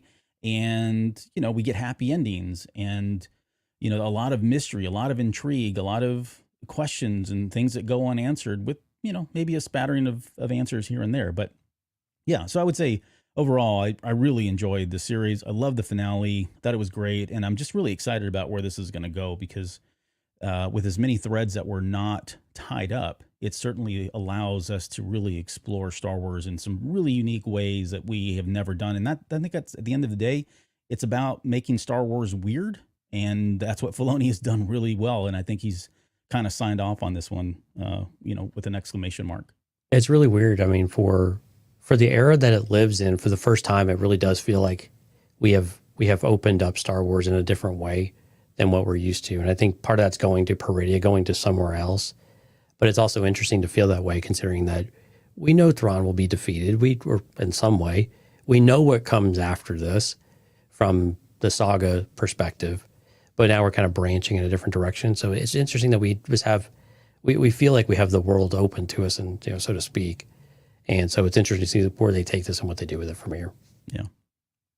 Well, we're at 2 hours and 23 minutes, and I don't know. There was 8 billion people here. Jonesy, I hope you were keeping tabs. I did, saw you actually. Scribbling away pretty feverishly at one point, but I did, yeah. Shout-outs. Yeah, thanks so much for everyone who came out for the live stream. Lots of great comments out there. Alexander, Jennifer, Sky, Jack, Stephanie, JJ Skywalker, My Star Wars Guys, Alex, Danny, Qui-Gon J, Jeff, Lauren, Risk, Brian Mason, Dante, Mecha Mouse, Jay Valley, Brian with the Beard, Hard Counter, Music Train, Neil Sega. Thanks for coming out, Neil. Bullrun27, J Price 7, and Vlad. If I miss anybody, certainly not intentional. Certainly appreciate y'all coming out. Thank you so much. We really do enjoy your presence on the live stream. And thanks for keeping all the comments there and great interaction with one another and keeping it civil and everything else. We do appreciate that as well. Yeah. Yeah. We do have a wide variety of folks that listen to our show. I think some people hate us, and that's good because you're still watching and listening. We appreciate that. And we got other people that like us, and there's some people that love us, but I think for the most part, everybody pretty much stays like adults, which is the only thing we ask. Don't be a jerk. And I think we even have it in our Discord as our very first rule. It used to be anyways, is just don't be a jerk. Don't be a jerk. Right. Don't be a jerk. But yeah, if you guys want to head out to cantinacast.com/YouTube, like, subscribe, do all the things so that you don't miss episodes. And Patreon, cantinacast.com/Patreon if you want to sign up for some of the exclusive content that we've got going on there. All right. I think that's it. Did I miss anything? I don't think so. Again, my sincerest thank you for everyone for almost 6 years of amazing. This is actually my 365th episode of the Cantina Cast. Oh my goodness. So literally I've done an episode for every day of a year. So it's pretty crazy. All the time comes out to like 21 days straight. Of You're hours? at it all. Yeah, well, yeah, I think 520 something. I don't know. This show's like 17 hours alone. So I'm still trying to catch up to the 2 episodes of The Basement I was on. So yeah, well, good luck with that. Yeah, it's been a fun ride. I'm looking forward to what the future brings as well for us. And again, I'm not really going anywhere, but I appreciate all the kind comments. It really means a lot. Yeah. Yeah. He'll be back and in greater numbers at some point. So, and I'm going to hold. Somehow Jonesy has returned. Yeah. Somehow Jonesy has returned. That's coming. I think somebody put that in the chat earlier. And I am going to, Mike's no longer listening because now he's passed out somewhere with a cigar in his mouth. But I think at some point I have to get you and Mike to come back. We'll do a reunion show of sorts and have fun doing that. Because I know as much as people don't want to hear him, there are people that do want to hear him. So I love Mike's perspective. We do love Mike. He's got a very unique perspective. It's great. Yeah. Yeah. It's a very negative perspective these days. But, you know, hey, if you don't like it, there are other shows. So you can, other episodes, I should say. Other episodes. Right. Yeah. We don't want to lose listeners. Okay. Enough of that. I'll get the credits updated this week. I've got some time. So my apologies for all of the new Patreon members. I have not had a chance to add you on there. But Jonesy, thanks again for almost 6 years, man. It's been a pleasure. It's been a lot of fun. All right, guys. We'll see you all very shortly.